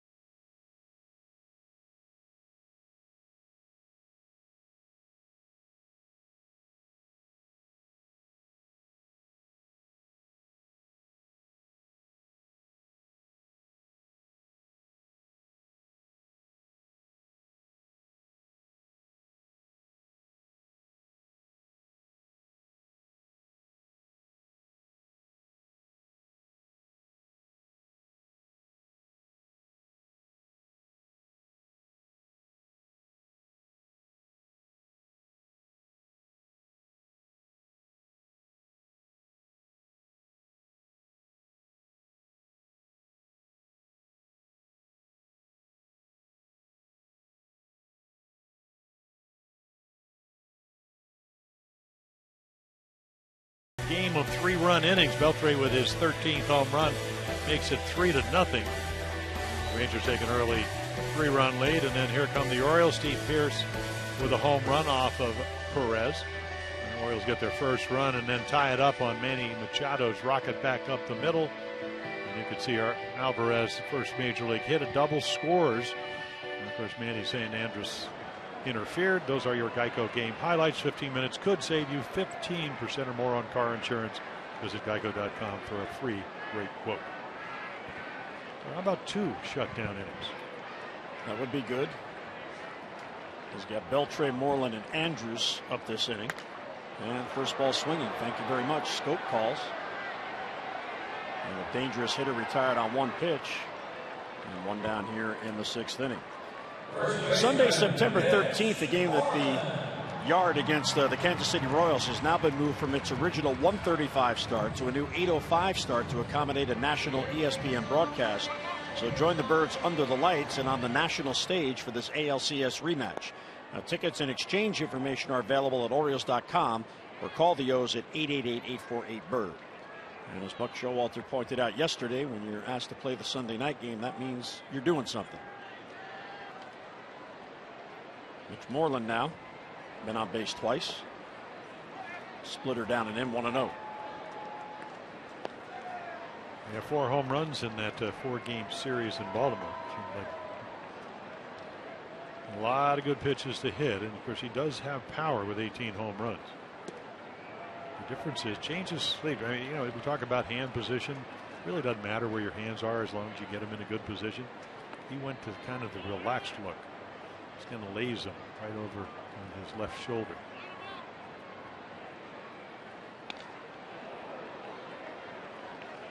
Well, Texas right now the number 2 wild card team, and if they get there, it's going to be because of their play against the AL East. They are 21-11 against the AL East, and they are 4-1 against the Orioles. Jeff Bannister really has his club playing outstanding baseball at the moment. They're getting hot at the right time. Yeah, the teams they can beat, and it's kind of is their own division, 20 and 29. If you look at what they've been able to do or not do, they've been able to beat Houston. They're 8-4 against the Astros, who are leading that division, but 4-8 against the Angels, 4-9 against the A's, and even 4-8 against the Mariners. A lot of games still to play in your division, as do the Orioles in the American League East. Yeah, that all begins on Monday. And he got him. So Moreland down on strikes. That is number 3 for Ubaldo. Well, we've seen Ubaldo early on. As you look at our Nissan pitch track, he got in trouble by getting behind and throwing too many strikes. Now he's ahead and he's able to throw that splitter. Not only throw it well, but throw it out of his zone. That's a ball that if you're behind in the count, you have to throw a strike. It becomes more hittable. If you're ahead, you can do exactly what he did early in the year, which is bury it under the strike zone. And he becomes a very successful pitcher. Ball 1 to Elvis Andrus. He was 0 for 2. He hit a little slow roller up the first base line that Caleb got to and got him at first. Then he bounced into a 6-4-3 double play. And now 2-0 on Andrus. Andrus 26 years old and already in his 7th big league season. When he was growing up in Venezuela, his favorite major league player was Omar Vizquel. That ball's deep to left field, down the line towards the corner. Parra running it down. It is off the wall, and it bounces past Parra. Andrus can run. He's going to try for 3. Here comes the throw. It's off the line, and there's a 2-out triple for Andrus. Parra got too close to the wall, and the bounce past him cost the Orioles a base. Probably not that familiar with the ballpark.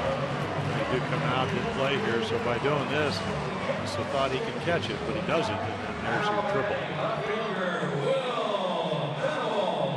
So again, and this is a big play in a sense because Venable comes to the plate.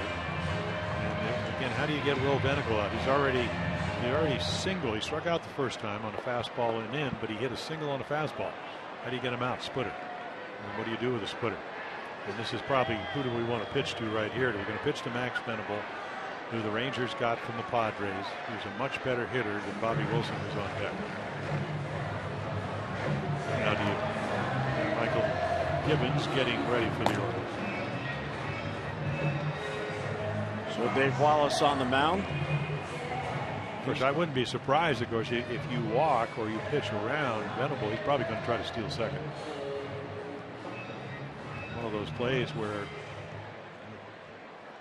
you usually leave it up to a veteran pitcher. How do you want to do it? The good thing, though, is there are 2 outs. So if you can retire the batter, the inning ends. And yeah, but which batter do you want to try to retire? I guess is the question. Righty, because there goes the arm of Caleb Joseph. So will they pinch hit for Wilson? Certainly have that option. Doesn't look like they're going to do it.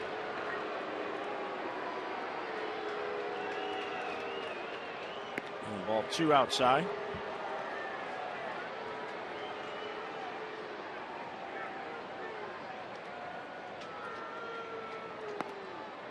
Ball 3 high, so it'll put first and third at 2 down, and they'll get the righty-righty matchup.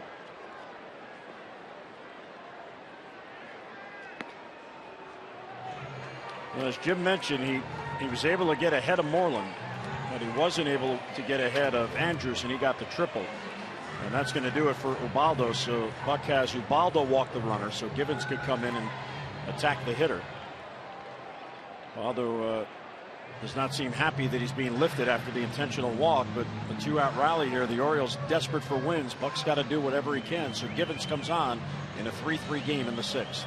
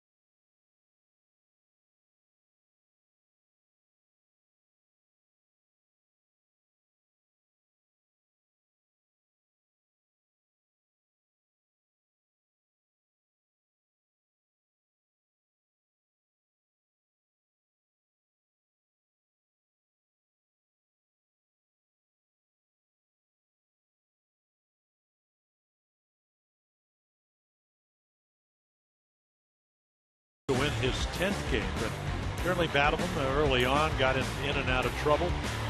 Early on 0 for 4 for the Rangers, but the 3-run inning, but 3 strikeouts on the night, one of them in this inning, good splitter to Moreland. So, one of those games where maybe didn't have the best fastball command, went to the changeup, and of course now our AT&T call to the bullpen. AT&T proud partner of the Baltimore Orioles. AT&T mobilizing your world. Yeah, it's about a matchup, and they also like Michael Gibbons. Had 3 runners that he's inherited. Nobody has scored.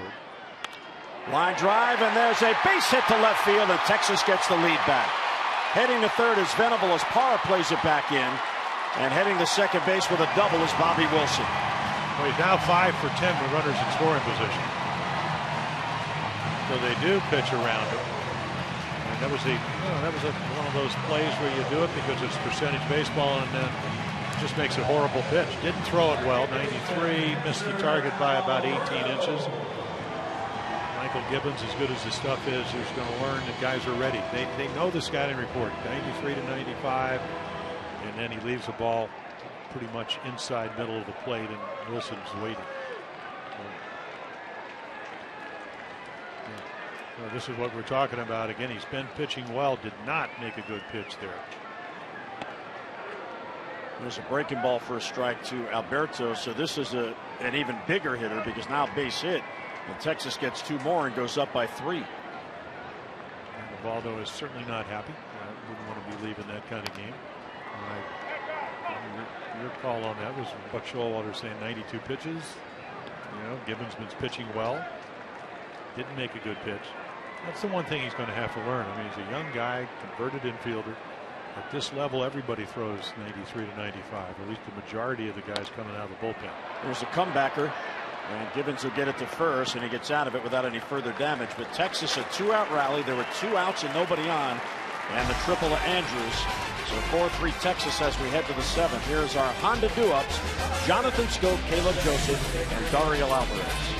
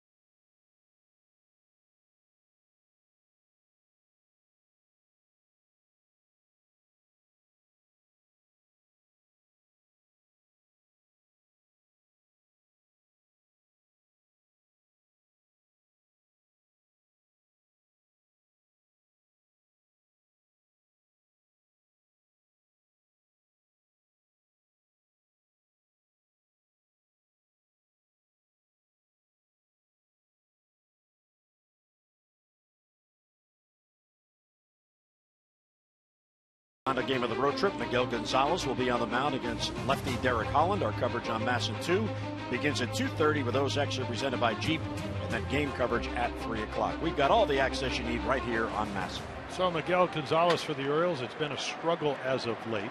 Derek Holland back last year was a microfracture in the knee. This year shoulder problems, so he's come back. His last start gave up 3 home runs against the Toronto Blue Jays earlier in the week. First ball swinging a Scope, and it's a foul ball. And Perez, for the second time, as we mentioned, this is his 8th start. That one win you talked about, 8 1/3 innings. I live in Texas, but love the O's. It's allowed. Absolutely. We encourage it.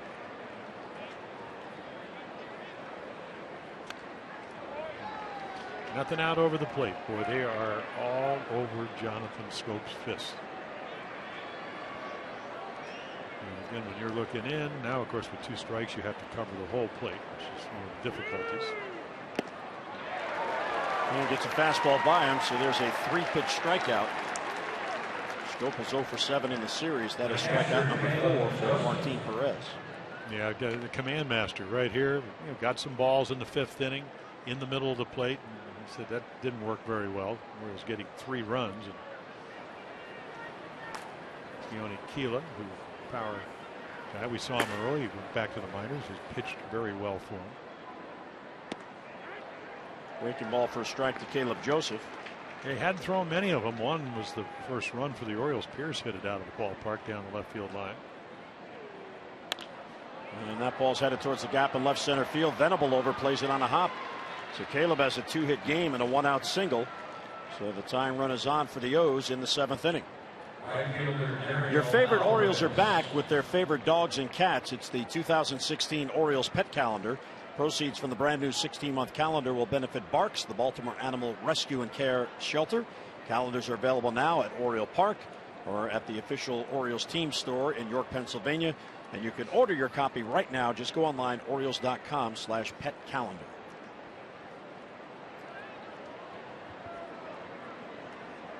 There's fans. Now, is she listening to us? Is she listening to music?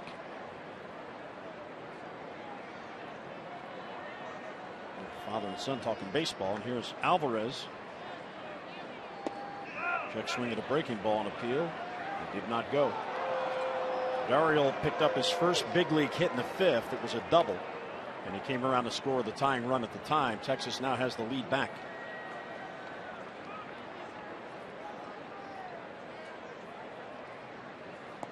Inside, nearly hit him.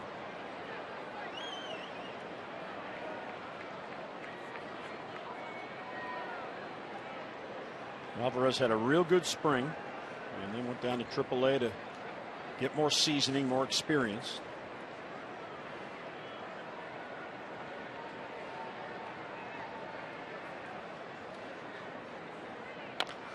Slow roller foul. Seems to have a long swing. Well, we'll see about that. I mean, I look at again how quickly you get the bat head to the ball. I used to always keep bringing up Pete Incaviglia, but when he played her, they said, "Oh, tremendous bat speed," but it was a long swing, so it's hard to make contact. But again, just watch the bat head. Can he get it? Now there's your trigger. Ground ball towards the middle. There's a base hit for Alvarez. He has a 2-hit game. I mean, I look at there. His hands never dropped. They stayed up. He triggered the bat. Again, if you drop your hands or you have a little bit of hitch, that's usually. I remember Rick Downs saying, "What's the difference between a trigger and a hitch?" Well, it's if you're hitting, it's a trigger, and if you can't hit, it's a hitch. But look how the hands stay on the same plane.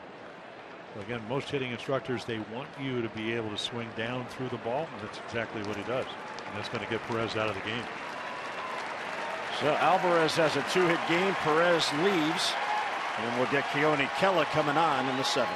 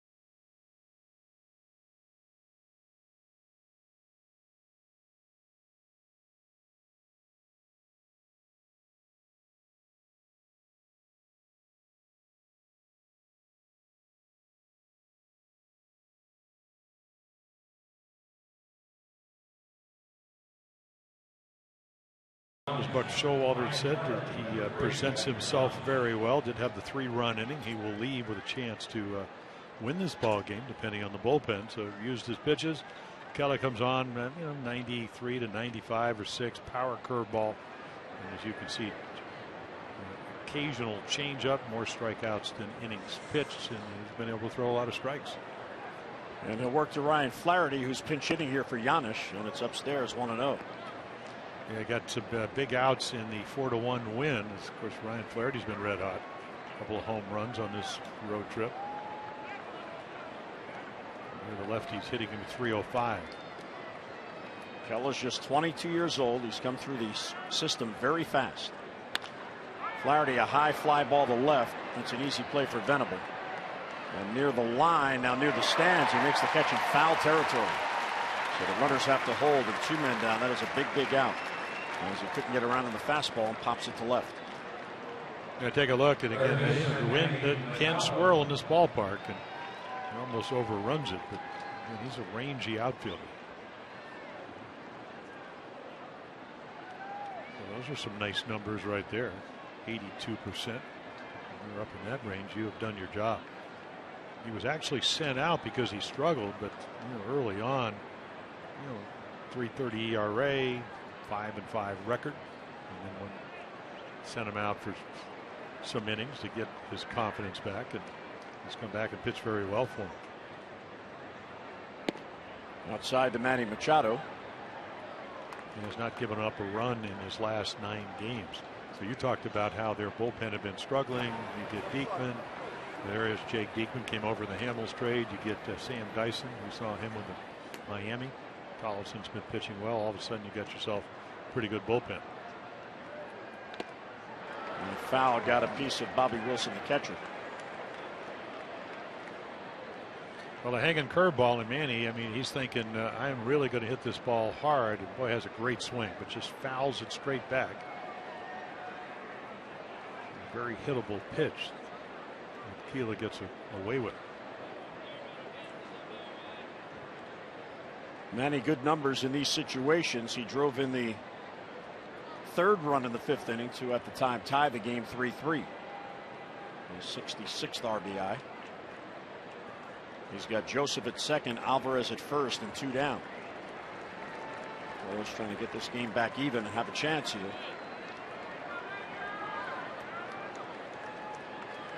Alberto's trying to keep Joseph very close at second base.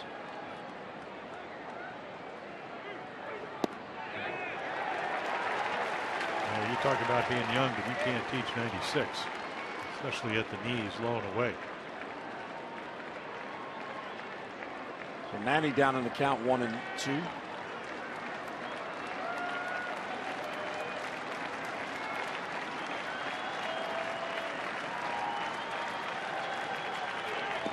Check swinging the ball in the dirt. Keeley did not go. Yeah, there's a good curveball, and Manny somehow, and I do mean somehow, because this curveball is right off the table. This is what they're looking at. See if he swung. Nope, not even close. David Rackley, the home plate umpire, didn't even wait to be asked. He immediately said, yeah, and I think that's the way it's supposed to be, in the sense that you're trying to call the pitch, and you're just not going to call him out. And you do check with your first base umpire, and it appeared that he got it right.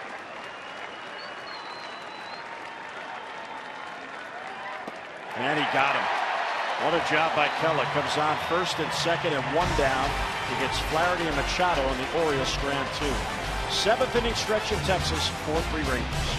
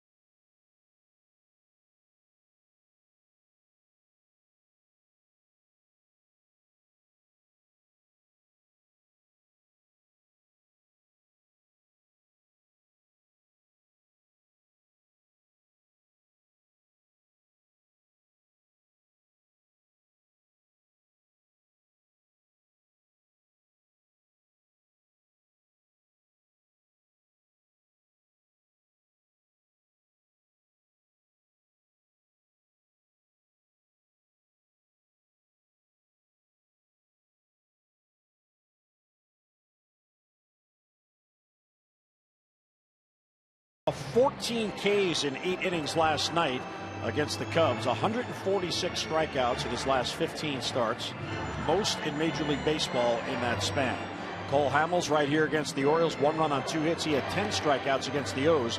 The second pitcher in modern history to win a game with 10 Ks and 2 or fewer hits for 2 teams in the same season. Of course, he also did that this year for the Phillies. He had a no-hitter. And Matt Harvey of the Mets, he set a record, but not enough to get the win. Last night against the Red Sox, 6 innings, no runs, 8 strikeouts. 31st time in 60 career starts that he has left the game allowing 0 or 1 run, breaking an MLB record among pitchers making their MLB debut since 1900. The Mets would lose that game to Boston 6-4. Actually, Logan Barrett, who tried to make the Orioles a Rule 5 guy, he came in and gave up some runs to allow the Red Sox to eventually win. Michael Gibbons, a good pitch and bad pitch. Bobby Wilson got a pitch to hit, put him ahead 4-3. First inherited runner he has given up this year in his brief Major League career. 2 outs and nobody on rally. Ubaldo allowed the triple by Andrews. And then the intentional walk to Venable. Ubaldo left, and then Bobby Wilson with the RBI double.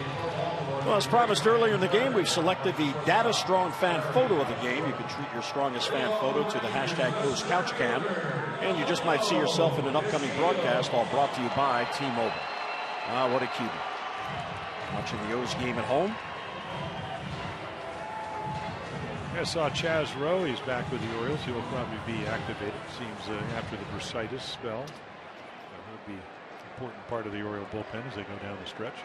Yeah, he's going to pitch somewhere Monday, either Frederick or Bowie, and then possibly be activated Tuesday. When September 1st comes, you can add the September call-ups as the Shields looks at a pitch for a strike after showing bunt. So the O's have 6 outs to work with and trail by a run. Imperative for the bullpen to hold it here.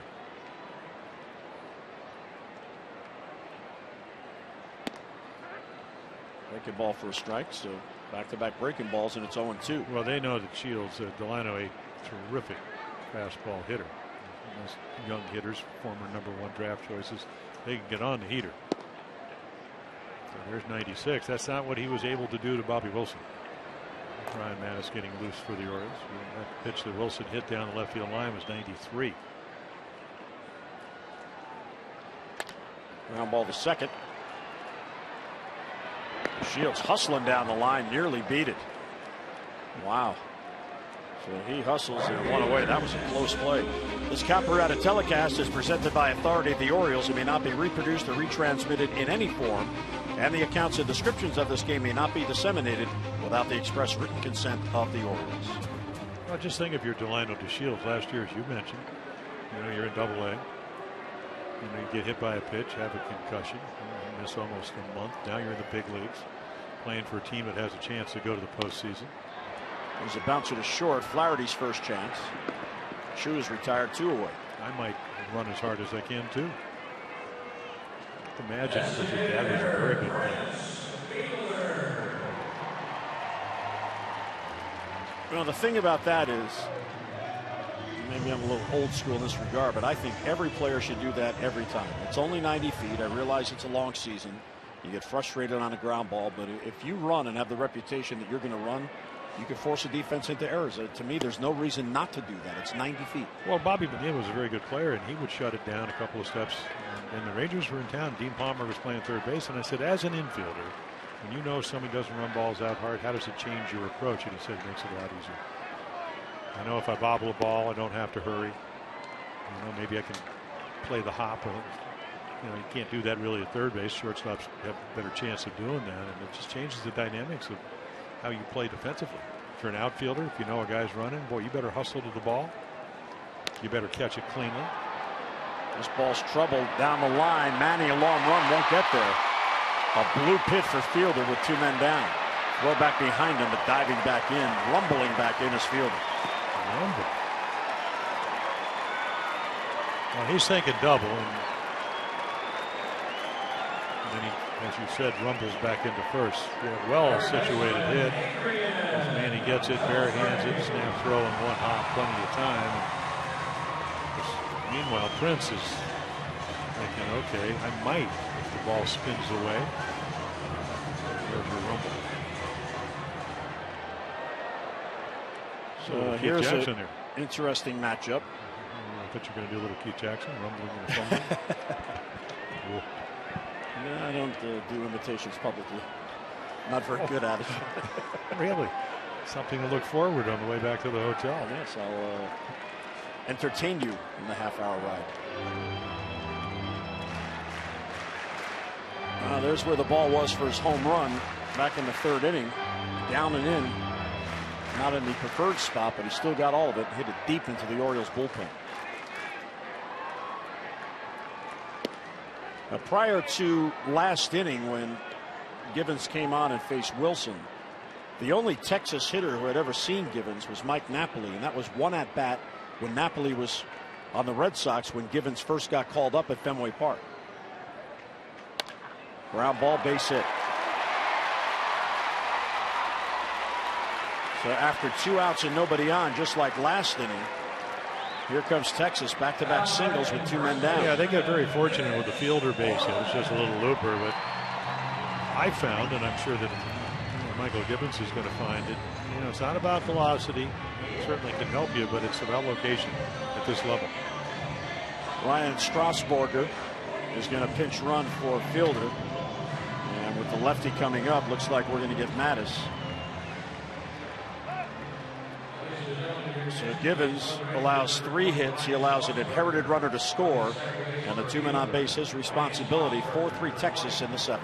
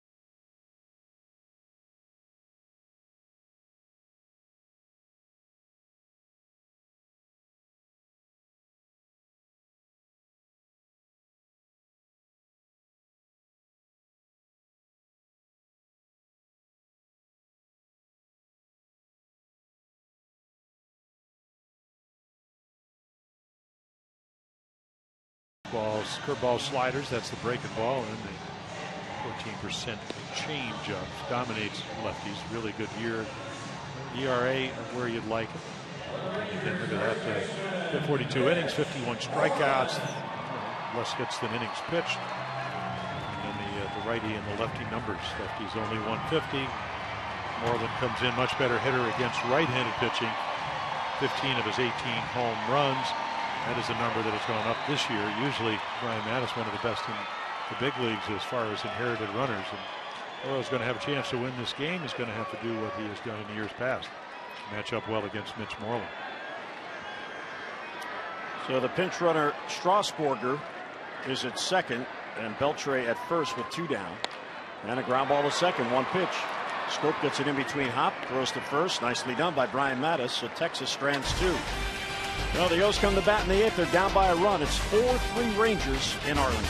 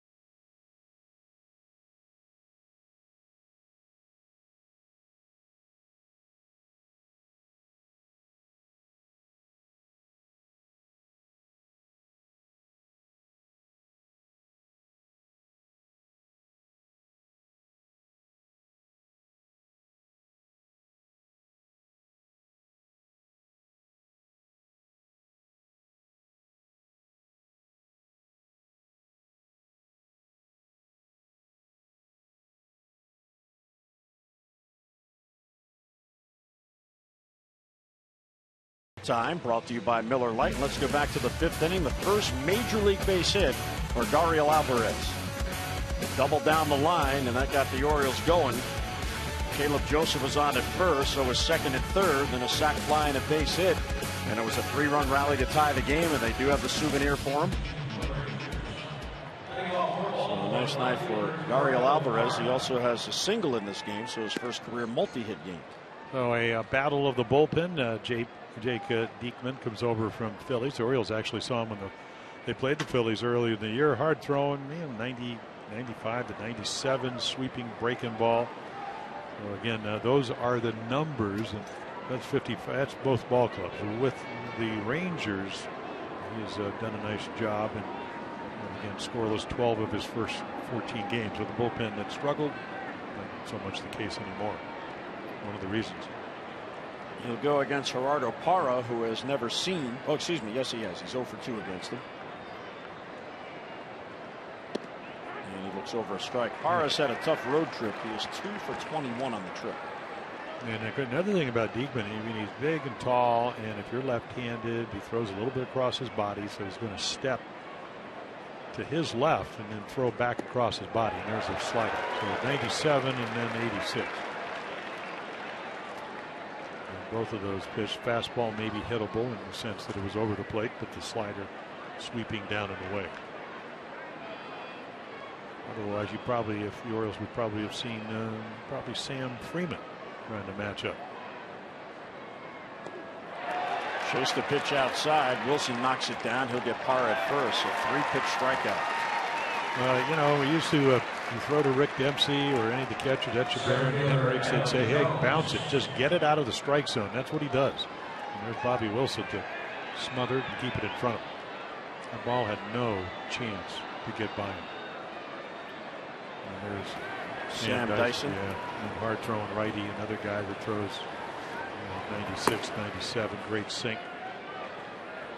Well, the folks that follow the Rangers day in and day out say as big as the trade was for Cole Hamels, because he's an ace and he'll be here for a while, getting Diekman and Dyson may have been just as important because it calmed down the bullpen. Well, what it's going to do is there's a good chance if they pitch the way they've been pitching, they could get a chance to get to the playoff, and that's when they'll help him there. But then you get a #1 guy going out for you in Hamels if he's healthy.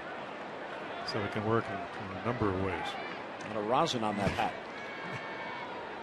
There it is. Touch the back of the hat. Rosin is not a foreign substance. I learned that with Gaylord used to have the rosin ball, big puff ball. All three. He had.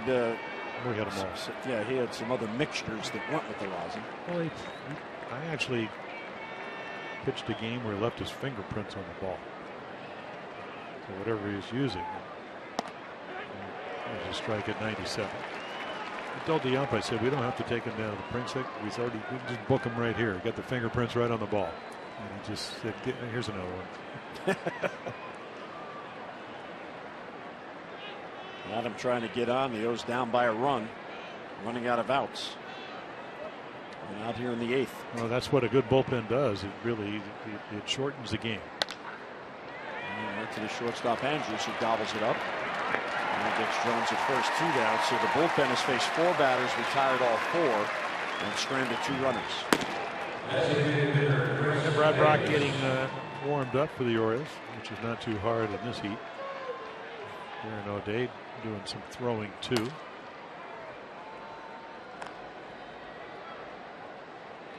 Maybe because of inactivity, they maybe just be throwing. Let's see if Brian Mattis will come out and pitch the 8th. O'Day hasn't pitched since Wednesday. Chris Davis towards the middle. There's a base hit. So he hit it against the shift, going with the pitch, and he's on with a 2-out single. A lot of good things we talked about in the opening. If you make contact, that's a pretty routine ground ball, except nobody is playing there. And now I would imagine we'd see Dyson. They're going to match up. Here comes manager Jeff Bannister. I've not yet seen him signal to the bullpen. But the Rangers are acting as if he's going to make a change. Let's see here. He's talking with Dyson, or with Diekman and the infielders. And now he's going to make the change. So he's buying some time for a few extra tosses for Dyson. So Diekman leaves. Dyson comes on. Those have the tying run at first, but 2 men down here in the 8th.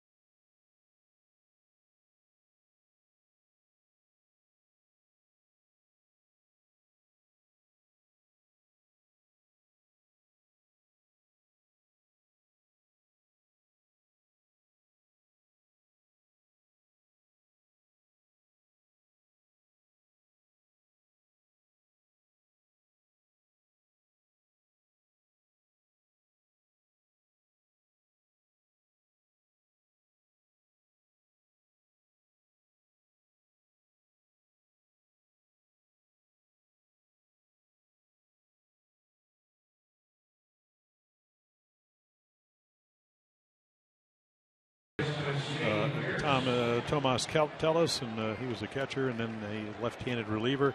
He is a ground ball specialist. And again, one of these guys, if you look at in Texas, he has thrown 39 balls put in play, 2 in the air. Kind of the right-handed version of Zach Britton. He does pretty much fastballs, and he has an occasional changeup he'll turn over. And you know Pierce is a pretty good fastball hitter. Good challenge here. Outside, 1-0. Here's Pierce in the 5th inning. His home run got the Orioles on the board and made it a 3-1 game. One of those high fly balls that just get carrying, and it just did get out. Yeah, I don't know if you can get any hanging breaking balls from Dyson. They better get ready to hit because he's got one of those heavy sinking fastballs. Ball 2. And those 2 pitches not even close. So again, you don't get a whole lot of balls in the air. You'll love to take the walk. But you know Steve Pierce, he's looking for something to drive here. So the outfield pretty much straight away. Alberto, the second baseman, shades up the middle. A lot of room on that right side.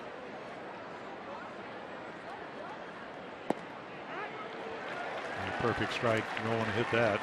Low and away. There is Sam Freeman.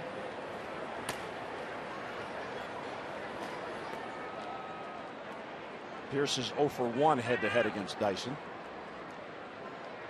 Inside, ball 3. Did not go on the appeal. There's 97.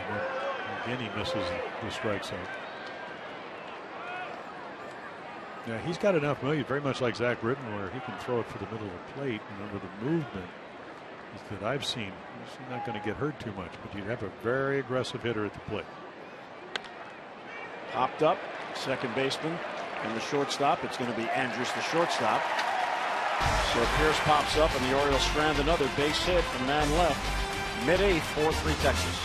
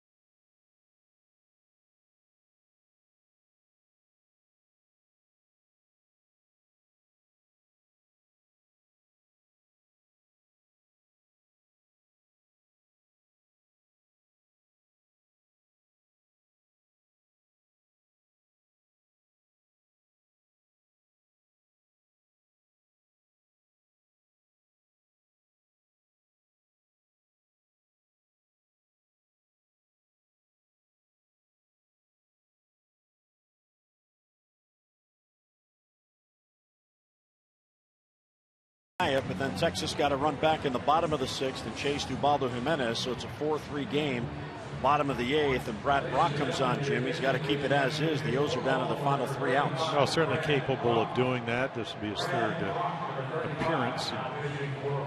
Tommy Hunter now a Cub, so he's taken on certainly an important role. There are the numbers, and they're glowing. A lot of strikeouts.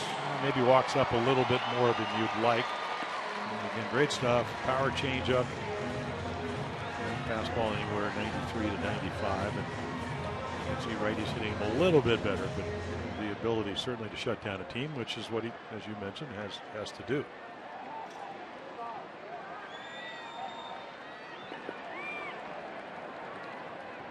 Brad last worked Wednesday in Kansas City. He's actually allowed runs in each of his last 2 appearances, both in that Royals series. A run in a 1/3 of an inning Monday, and then a run in 1 inning on Wednesday. There's Elvis Andrus leading off against Brock. Venable and Wilson will follow. Check swing, and he went too far, 0-1.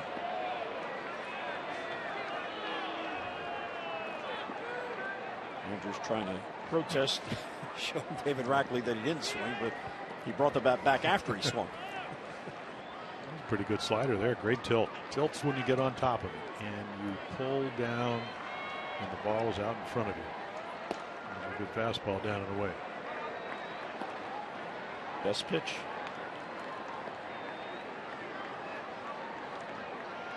Greg Maddux talked about that his entire career. Well, they all did. Glavin's in the Hall of Fame with 305 wins. There's the power changeup. Every time Maddux was asked, he would rove around and talk to pitchers. Why did you succeed as much as you did? He said, because I can control my fastball down and away. And Andrus down on strikes, 1 away. And that's 1 up and away, and of course the slider sets up, and it was one of those non-at-bats. But of course Brad Brock had a lot to do with it. They're 95, and he doesn't even get close. Sometimes paralysis by overanalysis, and that first slider kind of paralyzes you. Looking for it, and never got it. Threw it right by him. Yeah, what did Greg Maddux used to say? If you want to, let's see, it's location, movement, and then velocity is number 3. So if you can locate and you can move, you can get, relax. Ground ball towards the middle. Scope will not be able to glove. He got there, but it skipped right under his glove. So the former Padre teammates facing off here, and Brock allows a base hit to Venable with 1 down. Yeah, you're kind of straight away, and this is up the middle, and long way for Jonathan to go. Of course, Venable runs for a big guy. He's about 6'4". I'm not sure even if he catches this, even with his arm, he's going to throw him out.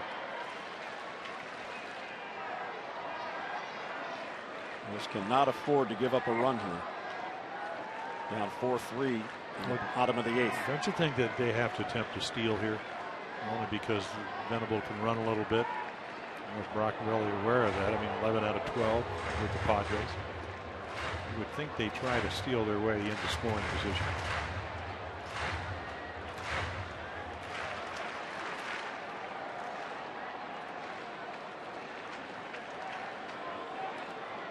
And Caleb Joseph throwing out 29, almost 30% of the runners have tried to steal on. The hitting hero is at the plate. There's Bobby Wilson. He pitched around him the last time, walked Venable. Got a pitch to hit off Michael Gibbons and hit it down the left field line for the go-ahead run. He's now 5 for 10 as a Ranger with runners in scoring position. And here's a hitter who's batting 191 overall on the year coming into this game.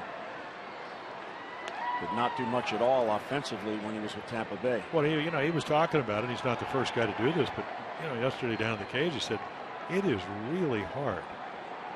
They went out and got Rene Rivera to be their regular catcher. He's hitting under 200, but it's hard to play a little bit. Not that he's ever been the #1 guy, but he got to alternate, play a lot in Anaheim, but that hadn't been the case. It wasn't the case in Tampa Bay. Popped up, shallow right. Scope is calling. Here comes Alvarez, and Scope has it, and Alvarez has to duck under him. Scope probably should have let Alvarez have that, but he didn't want to take his eyes off the ball, so 2 men down. Don't forget, you can follow the O's wherever you are with MLB.com at bat. It is the #1 app for live baseball. At bat is up to the moment at any moment with in-game highlights, live look-ins, replay reviews, radio broadcasts, StatCast, and more. Get MLB.com at bat for your smartphone or tablet. There have been 5 steals with Brad Brach on the mound on the year. Opposing base stealers are 5 out of 7 against him. So if Jim's theory is correct, we may see Venable run here now with 2 men down and the #9 batter, Hanser Alberto up. Well, if you were 1 run down, you may think a little bit different of it, but instead it skied to right. Easy play for Alvarez. And he's got it. So Brad Brach works around the 1-out single. Here we go. Buckle up, folks. We head to the 9th. 3 outs to work with. O's down by a run.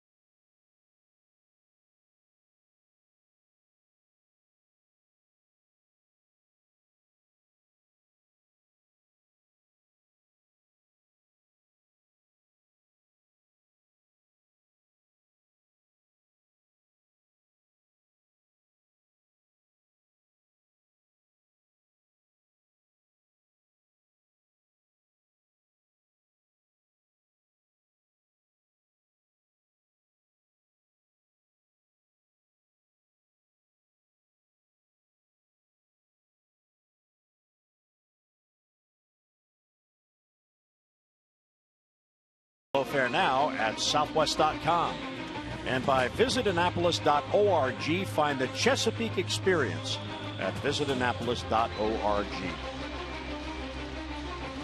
Nighttime outside Dallas, 4-3 game, and all of us here at Masson want to send along special happy anniversary wishes to Paul and Joyce Kramer. 50th anniversary today.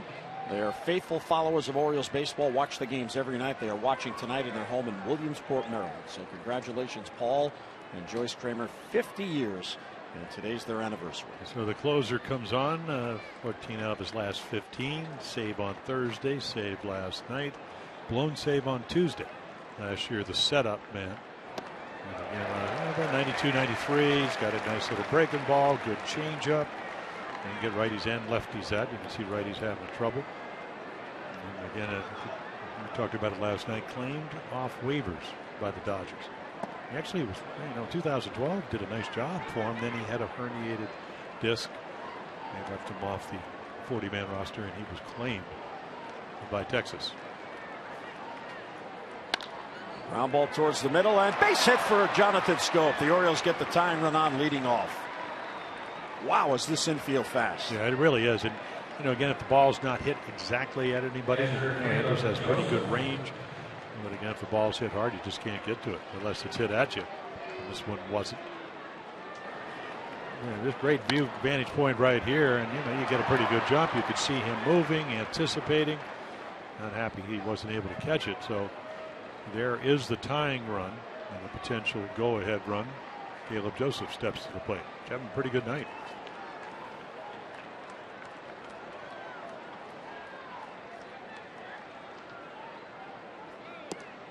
Outside, 1-0. Caleb 2 singles. He has scored a run, so 2 for 3. For Caleb, his 17th multi-hit game on the year. And then the only ball that he was out on was a rocket right at Beltry at third.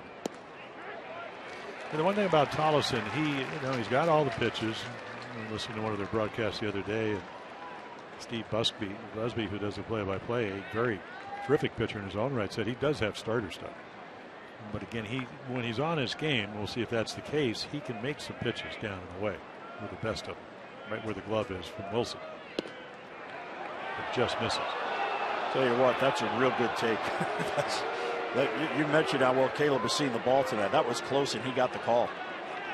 So now it's 2-1 instead of 1-2.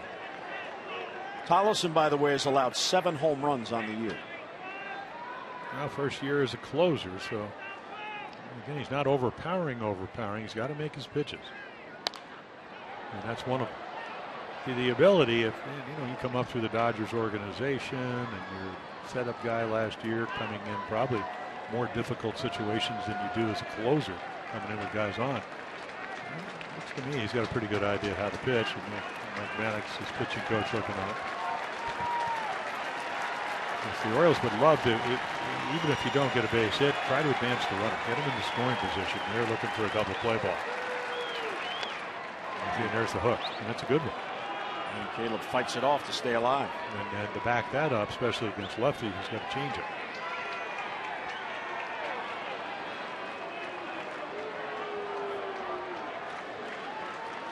Texas leads the league in different uniform looks.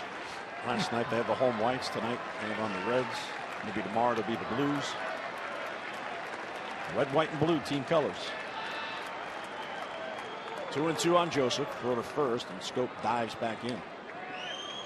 Must not have gotten the scouting report. Down to your final 3 outs. I doubt he's running. I'm trying to keep him close to make it easier for a ground ball double play. Yeah, he's not going to steal a base, but he does want to get a good secondary lead, maybe be able to break up a double play.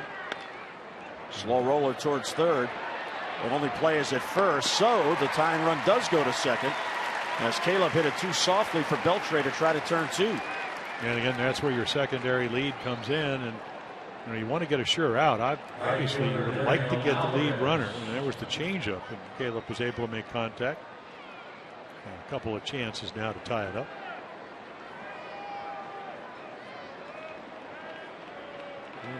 Can it be a real memorable night for Dario Alvarez, who picked up his first major league hit in the 5th, has since singled, so he is 2 out of 3. Can he get his first RBI to tie this game? And they put the shift on.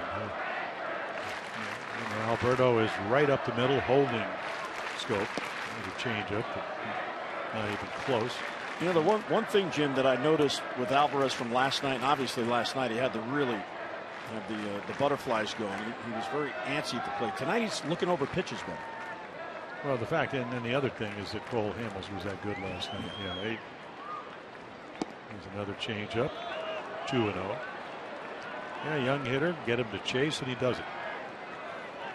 So again, if you were a veteran, you would say, okay, I'm going to look fastball. I'm going to either look inside half, take the plate's maybe 7 balls wide. I'm going to hit the inside 4 or the outside 4. And I'm not going to swing at anything else. And he throws him another changeup. Wow. So 3-0 on Alvarez with Scope at second and 1 down. Do you green light him here? No. Just throwing it out there. You never know. I mean, if you're pitching, you don't know that. And here's your fastball outside third quarter of the plate. And again, the luxury when you get into these counts as a hitter to look for your pitch.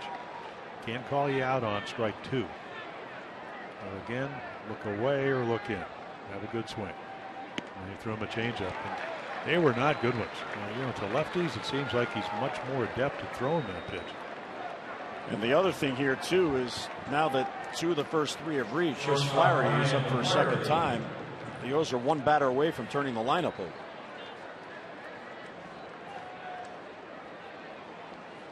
So now a top secret conference on the mound, talking into their gloves between Wilson, Andrews, and Tollefson. Perhaps they want to change the signs with Scope at second base. So Kella came in to get Ryan to fly out to left. So Tollefson's the closer, but doesn't throw quite as hard. And Flaherty's hitting 2 in a row, and he came in 5 for 14 over his last 5 games. He's also homered in his last 2 games. And one of those was the dead center. He just kind of flicked it. Base hit can get this game even in the 9th. Ground ball towards first. There's Moreland. He goes to second for 1 out there, and Flaherty back at first beats it out. So the tying run is at third, but now 2 men down. And he pitches Ryan Flaherty to the buck, which is off-speed pitches. So he could get a change up over to Alvarez. First pitch change up to Ryan.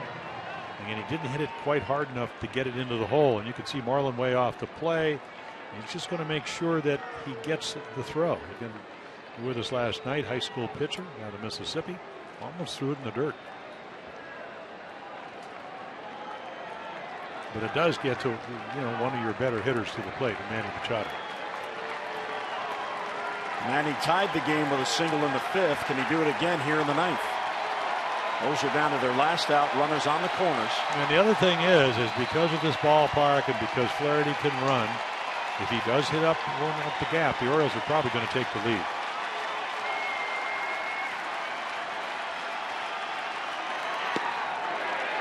Outside corner call, strike. Yeah. I don't think that ball was even close to being a strike. Take a look at Wilson.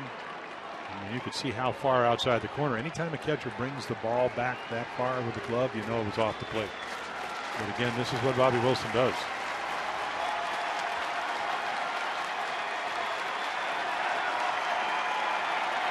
First and third, 2 down. Goes down to their final out.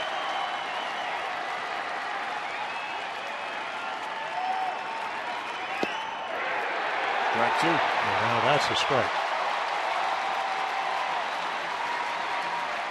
A little gift on the first one, and Wilson just kind of adjusted for home plate umpire David Rackley to see it.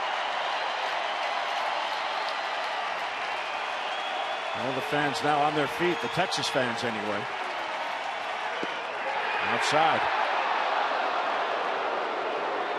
Well, I'll tell you, I'd throw it exactly there too, because if he calls the first one, you may get the third one called. Just missed. It takes some serious guts to take that pitch, even though it was off the corner. Pop foul down the line. That's going to fade back into the crowd. So Manny fights it off. Count holds 1 and 2. Yeah, Manny is such a good high ball hitter, and if you hang a breaking ball, and we've seen Tollison, he's got the curve ball. I'm not sure he's going to throw a changeup to the righty. It wasn't very good against Alvarez. But even sometimes when you get it out over the plate and you think it's a good pitch, he's able to waffle it, and he's got the ability to drive balls to right field as well as left. That's why he's such a tough out.